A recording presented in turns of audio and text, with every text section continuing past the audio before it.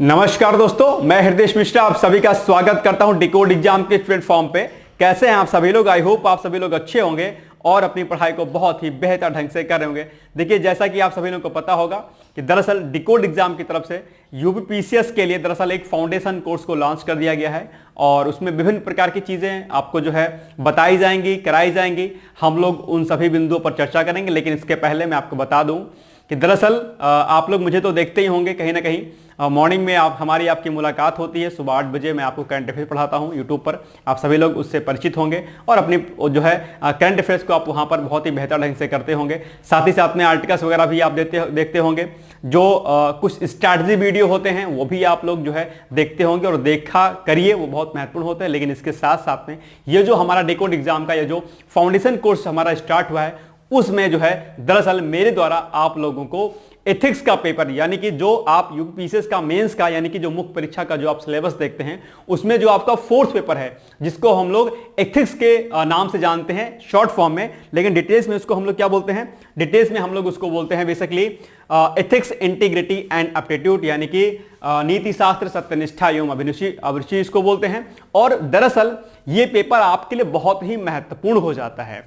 महत्वपूर्ण ये कई कारणों से होता है। अगर मैं इसको थोड़ा सा समराइज वे में अगर मैं आपको बताने की कोशिश करूं, तो जो सबसे बड़ा फायदा जो इस पेपर का होता है वो दरअसल आपको निबंध पेपर में होता है। निबंध में क्यों होता है? जब हम लोग प्रॉपर तरीके से अपने एक इंट्रोडक्शन क्लास करेंगे वहां पर, तो मैं आपको समझाऊंगा सिलेबस के अकॉर्डिंग कि कहां कहां पर कौन कौन से ऐसे पॉइंट्स हैं जो इथिक्स के पेपर के जो पॉइंट्स हैं वो आपको अलग अलग विषयों में, साथ साथ में आपको जो है निबंध वाले विषय में आपको देखने को मिलेंगे। जैसे कि अगर मैं आपको एग्जांपल के लिए बताऊं, अगर आपने महात्मा गांधी को अच्छे से पढ़ लिया है इस पेपर में, अलग अलग जो है जो हमारे विचारक हैं, जो थिंकर्स, अगर आपने उनको अच्छे से पढ़ लिया है, आपने मूल्यों के बारे में पढ़ लिया है, आपने नीति शास्त्र के बारे में पढ़ लिया, तो आप बहुत बखूबी तरीके से आप अपने जो है जो आपका पेपर होता है ऐसे का, आप उसमें अच्छे मार्क्स को गेन कर पाएंगे। ठीक है, क्योंकि यहां पर आप एक समग्र तरीके से न सिर्फ आप अपने पेपर में अच्छे मार्क्स को गेन कर पाओगे, बल्कि मार्क्स को गेन करने के साथ ही साथ में जो है आप बहुत अच्छे इंसान भी बनेंगे। तो अगर मैं मोटे तौर पर इस पेपर के मैं आपके बारे में बताऊं, तो ये पेपर बेसिकली क्या है? सदाचार से संबंधित है, नैतिकता से संबंधित है कि हमारे भीतर नैतिकता कैसी होनी चाहिए, मूल्यों का समावेशन कैसे होना चाहिए, चाहे वो दया की बात हो, दया, करुणा, सत्यनिष्ठा, ईमानदारी, जवाबदेहिता, पारदर्शिता, ऐसे शब्द आपने कई बार सुने होंगे। उन शब्दों के बारे में जानकारी आपको होगी। इमोशनल इंटेलिजेंस के बारे में हम लोग पढ़ेंगे। अलग अलग समाज सुधारक जो है हम लोग उसके बारे में पढ़ेंगे। ठीक है, इसके अलावा हम लोग थोड़ा सा कंटेंट जो है गवर्नेंस का पढ़ेंगे, जिसमें सिटीजन चार्टर आपका आ जाएगा, जिसमें सूचना का अधिकार आ जाएगा, इसमें लोक प्रशासन क्या होता है, लोक शासन क्या होता है, गवर्नेंस क्या होता है, ये भी हम लोग पढ़ेंगे। यानी कि ओवरऑल हम लोग एक तरीके से जहां एक और जो है हम लोग मनुष्यों के जो है विचारों के बारे में पढ़ेंगे कि हमारे विचार, हमारे थॉट्स, हमारे थिंकिंग प्रोसेस कैसी होनी चाहिए, तो वहीं दूसरी ओर कहीं ना कहीं हम लोग नागरिकों के अधिकारों को भी समझेंगे और पढ़ेंगे। क्योंकि दरअसल ये पेपर जो इंट्रोड्यूस आपके लिए किया गया है वो सिर्फ इसलिए नहीं किया गया है कि आप इसको सिर्फ पढ़ें, बल्कि ये पेपर आपको ये भी सिखाएगा कि दरअसल जब आप एक अधिकारी बनकर, आईएएस अधिकारी, पीसीएस अधिकारी बनकर के जब आप जो है सोसाइटी में जाएंगे, ठीक है, वर्क फील्ड में आप जाएंगे, तो किस प्रकार से आपको जनता के साथ, आपको पब्लिक के साथ जो है व्यवहार करना है, किस तरीके से आपको कार्य करना है, यानी कि जो भी सरकार योजनाएं बनाएंगी उन योजनाओं को किस प्रकार से ठीक ढंग से आपको उनको क्रियान्वित करना है। तो ये सारी चीजें हम लोग इस पेपर में पढ़ेंगे। बहुत अच्छा पेपर है ये। इस पेपर को पढ़ने के बाद आपको जो है पेपर फर्स्ट में सामान्य अध्ययन में जो आपका इतिहास का विषय है उसमें फायदा मिलेगा आपको, सेकंड पेपर में गवर्नेंस में फायदा मिलेगा आपको, इसके अलावा फोर्थ पेपर में तो ऑलरेडी है ही है सारा का सारा सेक्शन, इसके अलावा निबंध में आपको वहां पर देखने को मिलेगा। और यहां पर हम लोग केस स्टडी को पढ़ेंगे और इस केस स्टडी का इस्तेमाल दरअसल आपके इंटरव्यू में बहुत होता है। यानी कि वहां पर आपको जो आजकल के जो प्रश्न पूछे जाते हैं आपके इंटरव्यू में, वहां पर क्या होते हैं? सिचुएशन बेस्ड क्वेश्चंस आपसे पूछे जाते हैं और वो आप तभी कर पाएंगे जब आप इस पूरे पेपर को, एथिक्स वाले पेपर को जो है अच्छे तरीके से समझ पाएंगे। तो ये सारी चीजें दरअसल हम लोग इस पेपर में पढ़ेंगे। समग्र रूप से इसकी पूरी जानकारी सिलेबस की हम लोग, जो हमारी इंट्रोडक्शन की क्लास हमारी होती है और हम लोग उसी में करते हैं। ठीक है, तो वहां पर आगे हम लोग जो है इस पर डिस्कस करेंगे डिटेल्स में। बाकी ये जो कोर्स है उसके बारे में थोड़ा सा मैं आपको एक बार थोड़ा सा समराइज वे में आपको ब्रीफ कर में आपको बता दे रहा हूं थोड़ा सा कि बेसिकली देखिए इसमें हम लोग प्री प्लस मेंस का कंटेंट सारा का सारा पढ़ेंगे, यानी कि ये फाउंडेशन कोर्स है ऑल इन वन, यानी कि जितने भी स्टेप्स आपके पीसीएस के एग्जाम के होते हैं, चाहे प्रीलिम्स एग्जाम हो आपका, चाहे मेंस का हो या फिर आपका इंटरव्यू हो। एक बात ध्यान रखिएगा, interview that means personality test, जो कि हम आपको क्लास शुरू होने के पहले ही दिन से हम आपको समझाना शुरू कर देंगे कि दरअसल आपका नेचर कैसा होना चाहिए, आपका वे ऑफ कन्वर्सेशन कैसा होना चाहिए, आप किसी से टॉक कर रहे हो तो वो कैसा होना चाहिए, अगर आपसे किसी पर्टिकुलर टॉपिक पर कोई व्यक्ति आपसे कुछ क्वेश्चन करता है या इंटरव्यू में कोई प्रश्न आपसे अगर आपसे पूछता है तो आपको आपकी उस प्रश्न पर आपकी अप्रोच कैसी होनी चाहिए, आपको किस तरीके से उत्तर लेखन करना है और किस तरीके से आपको उत्तर देना है, किस प्रकार से डिसीजन लेना है, डिसीजन मेकिंग भी कहीं ना कहीं हम आप लोग को जो है इसमें सिखाएंगे। और जब मैं आपको पेपर 4 पढ़ाऊंगा 31 वाला, तो वहां पर मैं आपको ये सारी चीजें मैं एक एक करके धीरे धीरे करके बताता चलूंगा। तो ये सारी चीजें हम लोग इसमें करेंगे समग्र तरीके से। इसके अलावा यहां पर हम लोग पीवाईक्यूज को भी हल करेंगे, यानी कि जो भी प्रीवियस ईयर क्वेश्चन पेपर होते हैं, ना सिर्फ प्री के बल्कि मुख्य परीक्षा के भी पीवाईक्यूज को हम लोग करेंगे। इसका फायदा यह होगा कि जहां एक और आपको पूरे टॉपिक्स की नॉलेज होती चलेगी, तो वहीं दूसरी ओर आप पुराने प्रश्न पत्रों को हल करेंगे तो एक प्रैक्टिस जो है जबरदस्त तरीके से आपकी होती चलेगी, और यही एक तरीका सबसे बेहतर है। लेकिन एक बात आप लोग विशेष तौर पर ध्यान दीजिएगा कि इसके लिए दो चीजें आप बहुत जरूरी होती हैं, एक होता है सिलेबस की समझ और दूसरी होती है क्या, पीवाईक्यूज। तो ये दोनों पर हम लोग बराबर तरीके से काम करेंगे। और जब मैं आपको पेपर पढ़ाऊंगा 31 का, तो आप लोग ध्यान देंगे कि उस पूरे सिलेबस को हमने छोटे छोटे पार्ट्स में क्या किया है, डिवाइड कर दिया है। क्योंकि सिलेबस जो होता है पीसीएस का, यूपीएससी का, वो क्या होता है, शॉर्ट फॉर्म में लिखा होता है, उसको एक तरीके से डिकोड करना होता है, उसको एक तरीके से समराइज करना होता है। वो काम हमने आपके लिए बहुत ही आसान कर दिया है। यानी कि अगर जितने टॉपिक्स हम आपको सिलेबस में दी हुई देंगे, अगर आपने उतने ही टॉपिक्स को अगर आपने कवर अप कर लिया है, तो समझ लीजिएगा कि आपके सारे के सारे चीजें कंप्लीट हो जाएंगे। तो इस पूरे जो है कोर्स में हम लोग क्या करेंगे, इस पूरे कोर्स की अगर वैलिडिटी की हम लोग बात करते हैं तो 18 महीने की दरअसल ये वैलिडिटी होगी। यानी कि 18 महीने तक जो है आप हमारे एप्लीकेशन और वेबसाइट के माध्यम से हमारे वीडियोस को देख सकते हैं। एप्लीकेशन पर आप वीडियो को डाउनलोड कर लीजिएगा और उसको आप असीमित बार आप देख सकते हैं, कितने ही बार आप देख सकते हैं, 18 महीने तक लगातार आप जो है वीडियो को हमारे देख सकते हैं, कोई समस्या नहीं होगी। इसके अलावा हम लोग प्री की टेस्ट सीरीज, मेंस की टेस्ट सीरीज ये भी कराएंगे। आपको एक टेलीग्राम ग्रुप से जोड़ा जाएगा अलग से, और वहां पर हम लोग जो है प्रॉपर तरीके से वहां पर आपको क्विज वगैरह भी डिटेल्स में कराएंगे। आंसर राइटिंग प्रैक्टिस भी आपको बाद में शुरू करा दी जाएगी क्लास के कुछ दिन बाद से।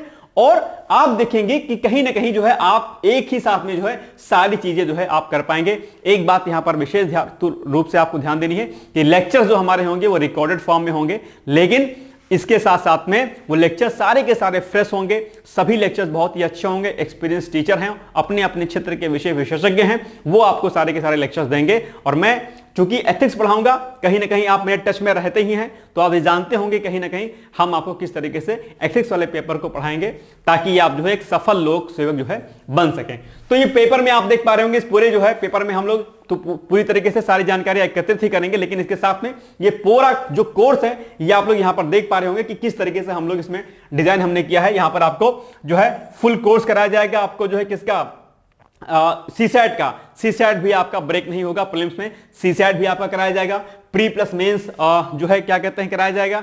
इसके अलावा एक अच्छी बात मैं आपको बता दूं, और वो ये कि बेसिकली रिवार्ड के स्वरूप में, यानी कि अगर आपने हमारा कोर्स लिया है और उस कोर्स के दौरान, यानी कि कोर्स को पूरा करने के दौरान आपका अगर इंटरव्यू में चयन होता है, या मतलब मेंस अगर आप क्वालिफाई करते हैं, इंटरव्यू तक आप जाते हैं, तो as a reward, as a जो है आपके लिए गिफ्ट स्वरूप जो है आपको पूरी की पूरी फीस दरअसल क्या कर दी जाएगी, रिटर्न कर दी जाएगी, वापस कर दी जाएगी। तो ये सारी चीजें दरअसल हम लोग इसमें करेंगे, और ये चीजें आपके लिए क्या है, बहुत ही फायदेमंद है। बाकी डाउट सेशन इसके लिए रहेगा, आप सीधे टीचर से आप बात कर पाएंगे। टीचर से अगर कोई बात होती है तो आप मुझसे सीधे तौर पर आप मुझसे बात कर सकते हैं। अगर मैं एथिक्स पढ़ाऊंगा तो आप एथिक्स से संबंधित कोई भी जानकारी अगर आपको चाहिए होगी तो आप वो सीधे तौर पर मुझसे बात करिएगा, या किसी अन्य विषय में भी अगर आपको कोई जानकारी होगी तो भी आप सीधे तौर पर मुझसे आप बात कर सकते हैं। ये सारी चीजें आप यहां पर आपको जो है दी जाएंगी।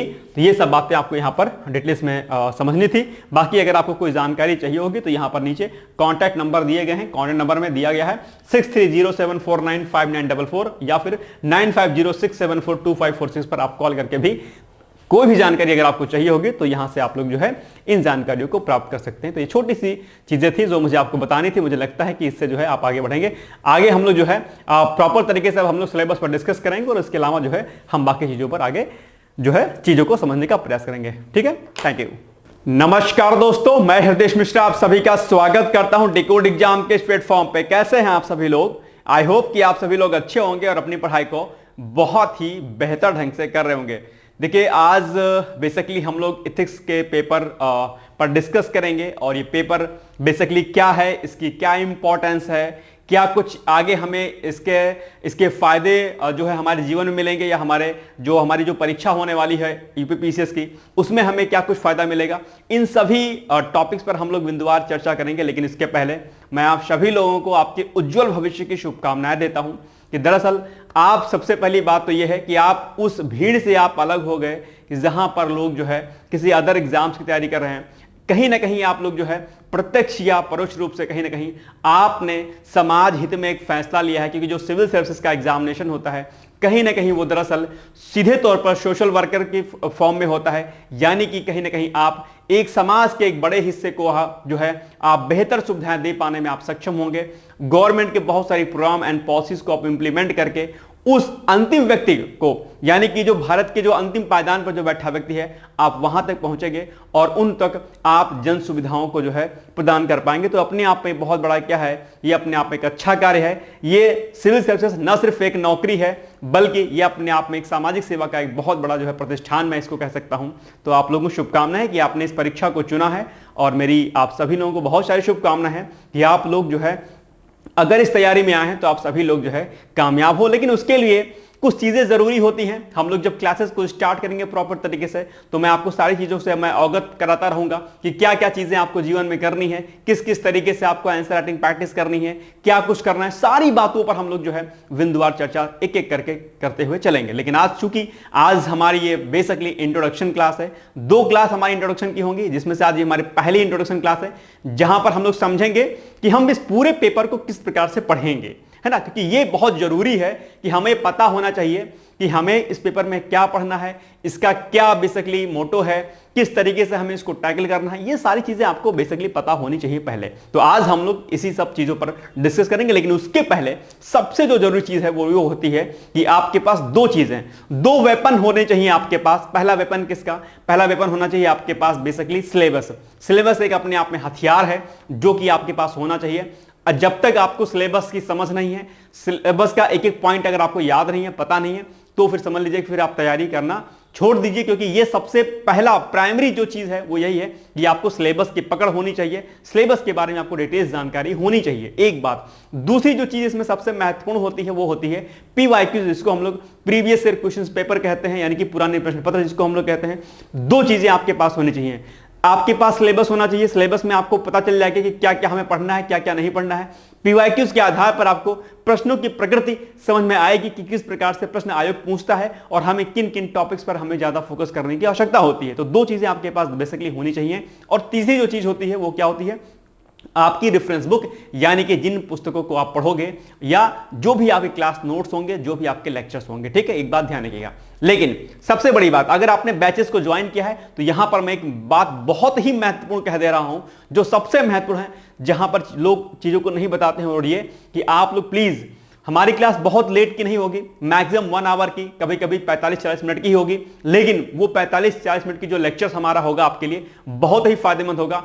आपको एक बात पर विशेष ध्यान देना है यहां पर, ठीक है, वो ये कि आपको मेरे लेक्चर में समझने पर विशेष तौर पर आपको ध्यान देना है, लिखने पर आपको ज्यादा फोकस नहीं करना है। मैं क्लास की बात कर रहा हूं, ठीक है। क्लास में आप लोग पीपीटी जो चलेगी हमारी, पीपीटी में जो जो चीजें लिखी रही होंगी आप उनको हूबहू उतार सकते हैं अपनी कॉपी में, नोट डाउन कर सकते हैं, कोई समस्या नहीं है। यह बात आपको विशेष तौर पर ध्यान देनी है। और जब आप लोग पेपर को जब खत्म हो जाएगा, जो पीवाईक्यूज होंगे उसके बिहाफ पे आप लोग घर पे खूब प्रैक्टिस करिएगा, यानी कि घर पे आप लिखने की प्रैक्टिस खूब करिएगा, आंसर राइटिंग करिएगा, जो कुछ करना है आप करिएगा। लेकिन क्लास में आपको ज्यादा से ज्यादा समय आपको समझने पर देना है। तो आइए हम लोग बिना देरी के आज के सेशन को स्टार्ट करते हैं और देखते हैं कि क्या कुछ है। तो सबसे पहले, अगर आपके पास यूपीपीसीएस का सिलेबस है तो बहुत अच्छी बात है, और यदि नहीं है तो आप लोग फटाफट एक काम करो, अगर नहीं है तो जल्दी जल्दी आप लोग फटाफट क्या करो, गूगल कर लो और देख लो सिलेबस क्या है। या अगर आपके पास सिलेबस दिया गया हो, अगर डिकोड एग्जाम को जो कंटेक्स्ट आपको दिया गया है का, अगर वो आपके पास है तो आप उसको निकाल लीजिए, हम वहां पर चीजों को डिस्कस करेंगे। राइट, चलिए सबसे पहले ये जो पेपर है आपका इथिक्स का, ये पेपर 4 में आता है, आप सभी लोगों को पता होगा। और 2018 में यूपीपीसीएस का मेंस का जो है सिलेबस चेंज हुआ था, आप सभी लोग जानते होंगे। और उसके पहले सिलेबस चेंज था, पहले क्या था हम उस पर डिस्कस नहीं करेंगे, लेकिन इसके बाद एथिक्स का पेपर इंट्रोड्यूस हुआ और इसके कई मायने थे, है ना, क्योंकि आप अगर एक सिविल सेवक बनते हैं तो सिविल सेवक बनने के लिए सबसे जो जरूरी चीज है, बुद्धिमान तो होने चाहिए। आप बुद्धिमान हो भी जाते हो आप, क्योंकि इतना सारा सिलेबस आप पढ़ते हो, इतनी सारी चीजें आप पढ़ते हो, तो बुद्धिमत्ता तो आपके भीतर आ जाती है। लेकिन उसके साथ साथ में जो एक सबसे जो जरूरी चीज होती है, क्योंकि चूंकि आप सिविल सेवक बनेंगे, आप एक बड़े स्तर पर आप कार्य करेंगे, आप एक तहसील संभालेंगे, आप एक डिस्ट्रिक्ट संभालेंगे, आप एक स्टेट संभालेंगे।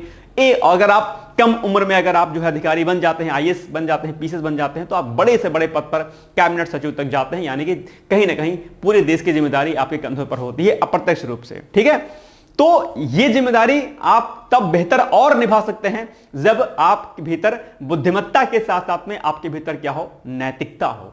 ठीक है, ध्यान रखिएगा कि नैतिक विहीन समाज या नैतिक विहीन विज्ञान या नैतिक विहीन व्यक्ति कभी भी सक्सेस नहीं हो सकता है। इसीलिए जरूरी हो जाता है कि आप बुद्धिमान हो, लेकिन बुद्धिमान के साथ साथ में आप नैतिक भी हो। बुद्धिमान बहुत हैं आप, बहुत स्मार्ट हैं आप, कोई उसका मोल नहीं हो जाता है। क्योंकि अगर आप दूसरे पक्ष में देखेंगे, एक टेररिस्ट है ना, जो बहुत बुद्धिमान होता है, आपने लोगों ने देखा होगा कि कई सारे जो टेररिस्ट होते हैं, कई सारे आतंकवादी होते हैं जो इंजीनियरिंग बैकग्राउंड के होते हैं, मेडिकल्स के होते हैं, एमबीबीएस कोर्स, एमडी तक कोर्स कर चुके होते हैं, लेकिन वो कहीं ना कहीं गलत कार्यों में लिप्त पाए जाते हैं। अर्थात कहीं ना कहीं उनके अंदर सदाचार, नैतिकता, मोरलिटी का गुण नहीं होता है। और आज समाज में जरूरी हो जाता है कि हमारे भीतर बुद्धिमत्ता के साथ साथ में नैतिकता की आवश्यकता जो है महसूस होती है और उनमें नैतिकता का समावेशन जरूर किया जाए। तो पेपर 4 को इंट्रोड्यूस करने का बेसिकली मोटो यही था कि जो भी आईएएस अधिकारी, जो भी पीसीएस अधिकारी बेसिकली सिविल सेवक बने, उनके अंदर नैतिकता का गुण होना चाहिए, उनके अंदर दया, करुणा, क्षमा, सहानुभूति, समानुभूति, ठीक है, सहिष्णुता, सत्यनिष्ठा, इन सभी मूल्यों का समावेशन उनके भीतर हो, तभी समाज में वो ईमानदारी पूर्वक कार्य कर पाएंगे। क्योंकि अगर आप ईमानदार नहीं हैं तो फिर कोई लॉजिक नहीं रह जाता है। तो इसीलिए इस पेपर को इंट्रोड्यूस किया गया था ताकि हर व्यक्ति जो सिविल सेवा में आए वो एक जो है अच्छा नागरिक हो, अच्छा अधिकारी हो। तो ये सब चीजें आपको यहां पर समझनी है। तो आइए एक बार हम लोग सिलेबस को फटाफट देखते हैं, उसके बाद हम लोग काम करते हैं। ठीक है, तो सिलेबस में पहला पॉइंट जो है आपका वो क्या है, वो है आपका नीति शास्त्र तथा मानवीय अंतः संबंध। ये पहली यूनिट है हमारी। देखो यहां पर 8 पॉइंट दिए गए हैं, तो हम लोग जब पूरे सिलेबस को कवर अप करेंगे तो हम लोग 8 यूनिट तक हम लोग पढ़ेंगे। लेकिन एक यूनिट हमने इसमें एक्स्ट्रा और ऐड ऑन करवा दी है, जिसको हम लोग नैतिक मुद्दे बोलेंगे। वो अभी हम लोग देखेंगे कि हमने क्या बढ़ाया है। ठीक है, लेकिन ये यूपी पीसीएस का जो आपका सिलेबस डिटेल्स में दिया गया है, एक बात और मैं आपको यहां पर बता दूं कि यही सिलेबस, हुबहू यही सिलेबस आपका जो यूपीएससी का था, जो आईएएस का सिलेबस है, वहां पर भी आपको सेम एज इट इज वहीं पर देखने को मिलेगा। जो पीसीएस के जो स्टार्टिंग के समाज अध्ययन के मुख्य परीक्षा के जो 4 पेपर दिए गए हैं, GS paper 1st, 2nd, 3rd, 4th, ये हुबहू डिट्टो एक तरीके से अपने आप में यूपीएससी का कॉपी पेस्ट है। कहीं कोई अंतर नहीं है, थोड़ा बहुत माइनर सा डिफरेंस कहीं पर आपको देखने को मिलेगा। बाकी सिलेबस का जो है पूरा का पूरा पेपर 1st टू पेपर 4 आपका क्या है, सीधे सीधे यूपीएससी का अर्थात आईएएस का दिया गया है। तो ये पेपर अगर आप पढ़ेंगे तो सीधे तौर पर आप यूपीएससी का भी अगर आप एग्जाम दे रहे हैं तो वहां पर भी आपको फायदा देखने को मिलेगा। कुछ क्वेश्चन के प्रकृति में कुछ आपको अंतर देखने को मिलेगा, बाकी कंटेंट में आपको कहीं पर ही अंतर देखने को नहीं मिलेगा। राइट, चलिए तो पहली यूनिट हमारी क्या रहेगी, नीति शास्त्र तथा मानवीय अंतः संबंध। इसमें हम लोग नीति शास्त्र के बारे में जानेंगे, इसके नीति शास्त्र के सार तत्व क्या होते हैं, इसके निर्धारक क्या होते हैं, डिटेल्स में जानकारी हम लोग यहां पर देखेंगे। इसके बाद जो सबसे इंपॉर्टेंट है, फिर हम यहां पर देखेंगे मानवीय मूल्य को देखेंगे हम लोग कि मूल्य क्या होते हैं। महान नेताओं, सुधारकों और प्रशासकों के जीवन तथा उनके उपदेशों से शिक्षा मूल्य विकसित करने में परिवार, समाज और शैक्षिक संस्थाओं की भूमिका, ये सब हम लोग देखेंगे। ठीक है, तो इस तरीके से आप देखेंगे। फिर हम 2nd यूनिट में आवृत्ति को देखेंगे। 3rd यूनिट में हम लोग अभिरुचि को पढ़ेंगे। यहां पर देख पा रहे होंगे अभिरुचि लिखा हुआ है यहां पर। 4th यूनिट में हम लोग संवेगात्मक बुद्धि, जिसको हम लोग इमोशनल इंटेलिजेंस कहते हैं, हम लोग उसको पढ़ेंगे। 5th यूनिट में हम लोग भारत तथा विश्व के नैतिक विचारकों तथा दार्शनिकों का योगदान पढ़ेंगे। तो ये जो पॉइंट आपका 5वां दे रखा है, हम लोग इस वाले यूनिट में इस वाले टॉपिक को पढ़ेंगे। ये हम लोग इसमें नहीं पढ़ेंगे 1st यूनिट में, हम इस वाले टॉपिक को उठा के हम लोग यहां पर पढ़ेंगे क्योंकि सेम कंटेंट है यहां पर। इसके अलावा 6ठे यूनिट में क्या है, लोक प्रशासन में लोक सिविल सेवा मूल्य तथा नीति शास्त्र में हम बहुत सारी चीजें हम पढ़ेंगे। इसके अलावा फिर 7 यूनिट है जो शासन व्यवस्था में ईमानदारी है कि किस तरीके से शासन व्यवस्था को चलाना चाहिए, क्या कुछ करना चाहिए। लोक सेवा की अवधारणा है, शासन व्यवस्था और ईमानदारी का दार्शनिक आधार है, बहुत सारी चीजें, आचरण संहिता है, नागरिक घोषणा पत्र है, कार्य संस्कृति, सेवा प्रदान करने की गुणवत्ता है, बहुत सारे पॉइंट्स आपको यहां पर देखने को मिलेंगे। इसके अलावा फिर लास्ट में क्या है, उपयुक्त विषयों पर मामला संबंधी क्या है, अध्ययन अर्थात केस स्टडी है। यानी कि ये बेसिकली जो आपका सिलेबस है, आपको मैं बता दूं, दो पार्ट में क्या है, डिवाइड है। ये पूरा का पूरा सिलेबस दो पार्ट में डिवाइड है। तो आप कहेंगे सब दो पार्ट में कैसे डिवाइड है, तो दो पार्ट में कुछ इस प्रकार से डिवाइड है, ठीक है। पहला जो आपका पोर्शन होगा वो सैद्धांतिक पक्ष है आपका, कैसा है, वो आपका सैद्धांतिक पक्ष है, ठीक है, सैद्धांतिक पक्ष है, सैद्धांतिक पक्ष है, ठीक। और दूसरा जो आपका है वो आपका केस स्टडी का होगा, किसका, केस स्टडी का होगा। दैट मीन्स कि क्या, कि आप यहां पर जो देख पा रहे होंगे, ठीक है, ये जो यूनिट है 1 से लेकर के और 7 तक, ये पूरा का पूरा सैद्धांतिक पक्ष है, ठीक है। और इसी के आधार पर बेसिकली आपको उपयुक्त विषयों पर मामला संबंधी अध्ययन की केस स्टडी, यानी कि आपके सामने कुछ सिचुएशन दी जाएंगी, कुछ कंडीशंस दी जाएंगी और आपको वहां पर अपना निर्णय लेना होगा कि इस जो है प्रॉब्लम में हमें सॉल्यूशन कैसे निकालना है। तो ये आप निकाल कैसे पाओगे, जब आप इस पूरे पेपर को आप पढ़ लोगे सातों यूनिट, तो आपको एक आइडिया लग जाएगा कि इस कंडीशन में या इस सिचुएशन में, इस स्थिति में हमें यह निर्णय लेना चाहिए। क्योंकि बुद्धिमानी के साथ साथ में आपको नैतिकता का प्रयोग करना है। कई बार आप बुद्धिमानी का प्रयोग करेंगे लेकिन नैतिकता का प्रयोग नहीं करेंगे तो क्या होगा, आपका डिसीजन खराब हो जाएगा। यानी कि आपको एक बैलेंसिंग अप्रोच के साथ में आपको चीजों को करना है। और लास्ट में हमने यहां पर नैतिक मुद्दे की एक यूनिट और डाल दी है। नैतिक मुद्दे आपके लिए बहुत इंपॉर्टेंट है, उन नैतिक मुद्दों को भी हम लोग करेंगे। नैतिक मुद्दों के आधार पर भी हम लोग केस स्टडी को टैकल करते हुए चलेंगे, राइट। तो ये चीजें हो गई। अच्छा, इसमें एक बात और ध्यान रखना है आपको कि ये जो पेपर है बेसिकली, इसमें हम कई विषयों को पढ़ेंगे एक तरीके से। इसका संबंध किन किन विषयों से अगर हम कोई आपसे पूछे, तो जो पहली आपकी यूनिट है, ठीक है, पहली यूनिट का संबंध दरअसल आपकी सोशियोलॉजी से है, ठीक है, समाजशास्त्र विषय से है। कहीं ना कहीं आप समाजशास्त्र अगर आपने एमए किया होगा, बीए किया होगा, तो आपकी जो अवधारणा कॉन्सेप्ट होगा कुछ कुछ आपसे मिलता हुआ यहां पर आपको दिखाई देगा। इसके अलावा इसमें आप लोग जो है पबएड को भी पढ़ेंगे। जो यूनिट 7 है आपकी पब्लिक एडमिनिस्ट्रेशन से संबंधित है, जिसमें आप नागरिक घोषणा पत्र, ठीक है, शासन व्यवस्था में जो है ईमानदारी का दार्शनिक आधार, लोक सेवा की अवधारणा, ये कहीं ना कहीं क्या पब्लिक एडमिनिस्ट्रेशन का टॉपिक है अपने आप में, तो आप इसको भी यहां पर पढ़ेंगे। यानी कि 2-3 विषयों का समावेशन इसमें जो है बेसिकली दिया गया हुआ है, ठीक है। इसके अलावा कुछ पर्यावरणीय मुद्दों को भी हम लोग इसमें देखेंगे, ठीक है, क्योंकि वो नैतिक मुद्दों में आएगा। तो ये कई विषयों का बेसिकली क्या है, समावेशन है। गवर्नेंस को भी हम लोग पढ़ेंगे इसमें, गवर्नेंस का टॉपिक भी आपको देखने को मिलेगा इसमें, ठीक है। तो आप ओवरऑल देखेंगे कि इसमें सोशियोलॉजी भी है, एक तरीके से एड ऑन है। इसमें बेसिकली आपकी फिलॉसफी भी है। अगर हम लोग जो है इसको यूनिट नंबर 5 पढ़ेंगे, तो 5वीं जो आपकी यूनिट है एक तरीके से फिलॉसफी वाली टाइप की है, दार्शनिक है एक तरीके से, जहां पर हम थोड़ा बहुत दर्शन को समझेंगे और अलग अलग जो विचारक, जो थिंकर्स, जो अलग अलग समाज सुधारक हुए हैं, उनके हम फिलॉसफी के, उनके हम कॉन्सेप्ट को समझने का प्रयास करेंगे। तो ओवरऑल कई विषयों का समावेशन है जहां पर जो है हम चीजों को समझने का प्रयास करेंगे। और ये पेपर जब आप लोग पढ़ लेंगे पूरी तरीके से, आपके अंदर एक नई ऊर्जा का संचार होगा, एक आपके अंदर की स्पिरिचुअलिटी का विकास होगा अपने आप में, और आपको दुनिया की समझ आएगी, विकसित होगी कि बेसिकली एथिक्स का जो पेपर है कितना आपके लिए महत्वपूर्ण है और ये जीवन में हमारे कितना महत्वपूर्ण है। अभी आगे हम लोग चर्चा करेंगे कि इस पेपर को पढ़ने के क्या क्या फायदे हैं। अभी हम लोग सिलेबस को डिस्कस कर रहे हैं, उसके बाद हम लोग देखेंगे कि इसका महत्व कहां कहां पर मिलेगा आपको। वो आपको जीएस पेपर फर्स्ट में मिलेगा, जीएस पेपर सेकंड में मिलेगा, जीएस पेपर थर्ड में मिलेगा, और इसके अलावा आपको एसए में भी इसका फायदा मिलेगा। तो अलग अलग जगहों पर आप देखेंगे कि आपको इस पेपर का फायदा देखने को मिलेगा। आगे हम लोग डिस्कस करेंगे, अभी तो हम लोग सिलेबस को डिस्कस कर रहे हैं, ठीक है। तो ये कुछ सिलेबस है, आप लोग इसको नोट डाउन कर सकते हैं, या फिर आपके पास जो है आप पीडीएफ फाइल आप लोग इसको डाउनलोड कर लीजिए गूगल से, आपको वहां पर सिलेबस मिल जाएगा आपको, राइट। तो ये चीजें हो गई यहां पर। अब एक बात आपको ध्यान रखना है कि अब ये सिलेबस तो आपका जो आयोग ने निर्धारित किया है वो दिया गया है, ठीक है। लेकिन यहां पर आपको एक विशेष बात ध्यान देनी है कि बहुत सारे टॉपिक्स ऐसे होते हैं जो यहां पर लिखे नहीं होते हैं। जैसे अगर आप पेपर फर्स्ट में जाओगे तो आधुनिक भारत का इतिहास में सिंपल सा एक पॉइंट लिख रखा है कि इतने से लेकर के इतने तक पॉइंट तक, लेकिन क्या क्या उसमें फॉर्म है, क्या क्या टॉपिक्स आएंगे वो नहीं लिखा रहता, यानी कि डिटेल्स में सिलेबस नहीं दिया होता है। तो हमने क्या काम किया है आपकी आसानी के लिए, बहुत आसानी के लिए हमने क्या काम किया है कि आपके सिलेबस को हमने क्या किया है, तोड़ दिया है, ब्रेक कर दिया है। यानी कि अगर आपने सिलेबस को जो हमने ब्रेक किया, अगर आपने उतने टॉपिक्स को तैयार कर लिया, ये पेपर आपको लिए बहुत ही फायदेमंद होगा। एक बात ध्यान रखना कि इस पेपर में आप बहुत अच्छे मार्क्स गेन कर सकते हैं। जीएस पेपर फर्स्ट कठिन है आपका, सेकंड भी कठिन है, थर्ड भी कठिन है, और बाकी पेपर भी कठिन है, लेकिन पेपर 4 क्या है, ये बहुत आसान है।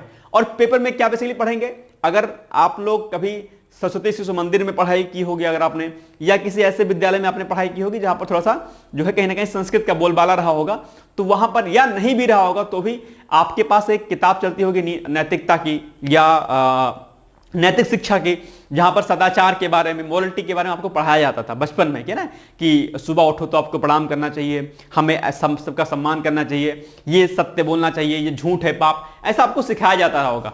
बेसिकली ये पेपर कुछ उसी प्रकार का है, जहां पर आपको ये समझाया जाएगा कि क्या करना आपके लिए उचित है और क्या करना आपके लिए अनुचित है, क्या करना चाहिए और क्या करना नहीं चाहिए, ये सत्य है, ये असत्य है, ये इनमें जो विभेद करना होता है ये आपको सिखाया जाएगा। तो अगर आप इस पेपर को पढ़ेंगे तो आप में दरअसल एक तरीके से दार्शनिक भाव जो है आपके अंदर आएगा, और आप एक निश्चित तौर पर, मुझे पूरा यकीन है कि इस पेपर को पढ़ने के बाद आप एक नेक इंसान बनेंगे। सबसे बड़ा फायदा है पेपर में, तो आप इसमें बहुत अच्छे मार्क्स गेन कर सकते हैं।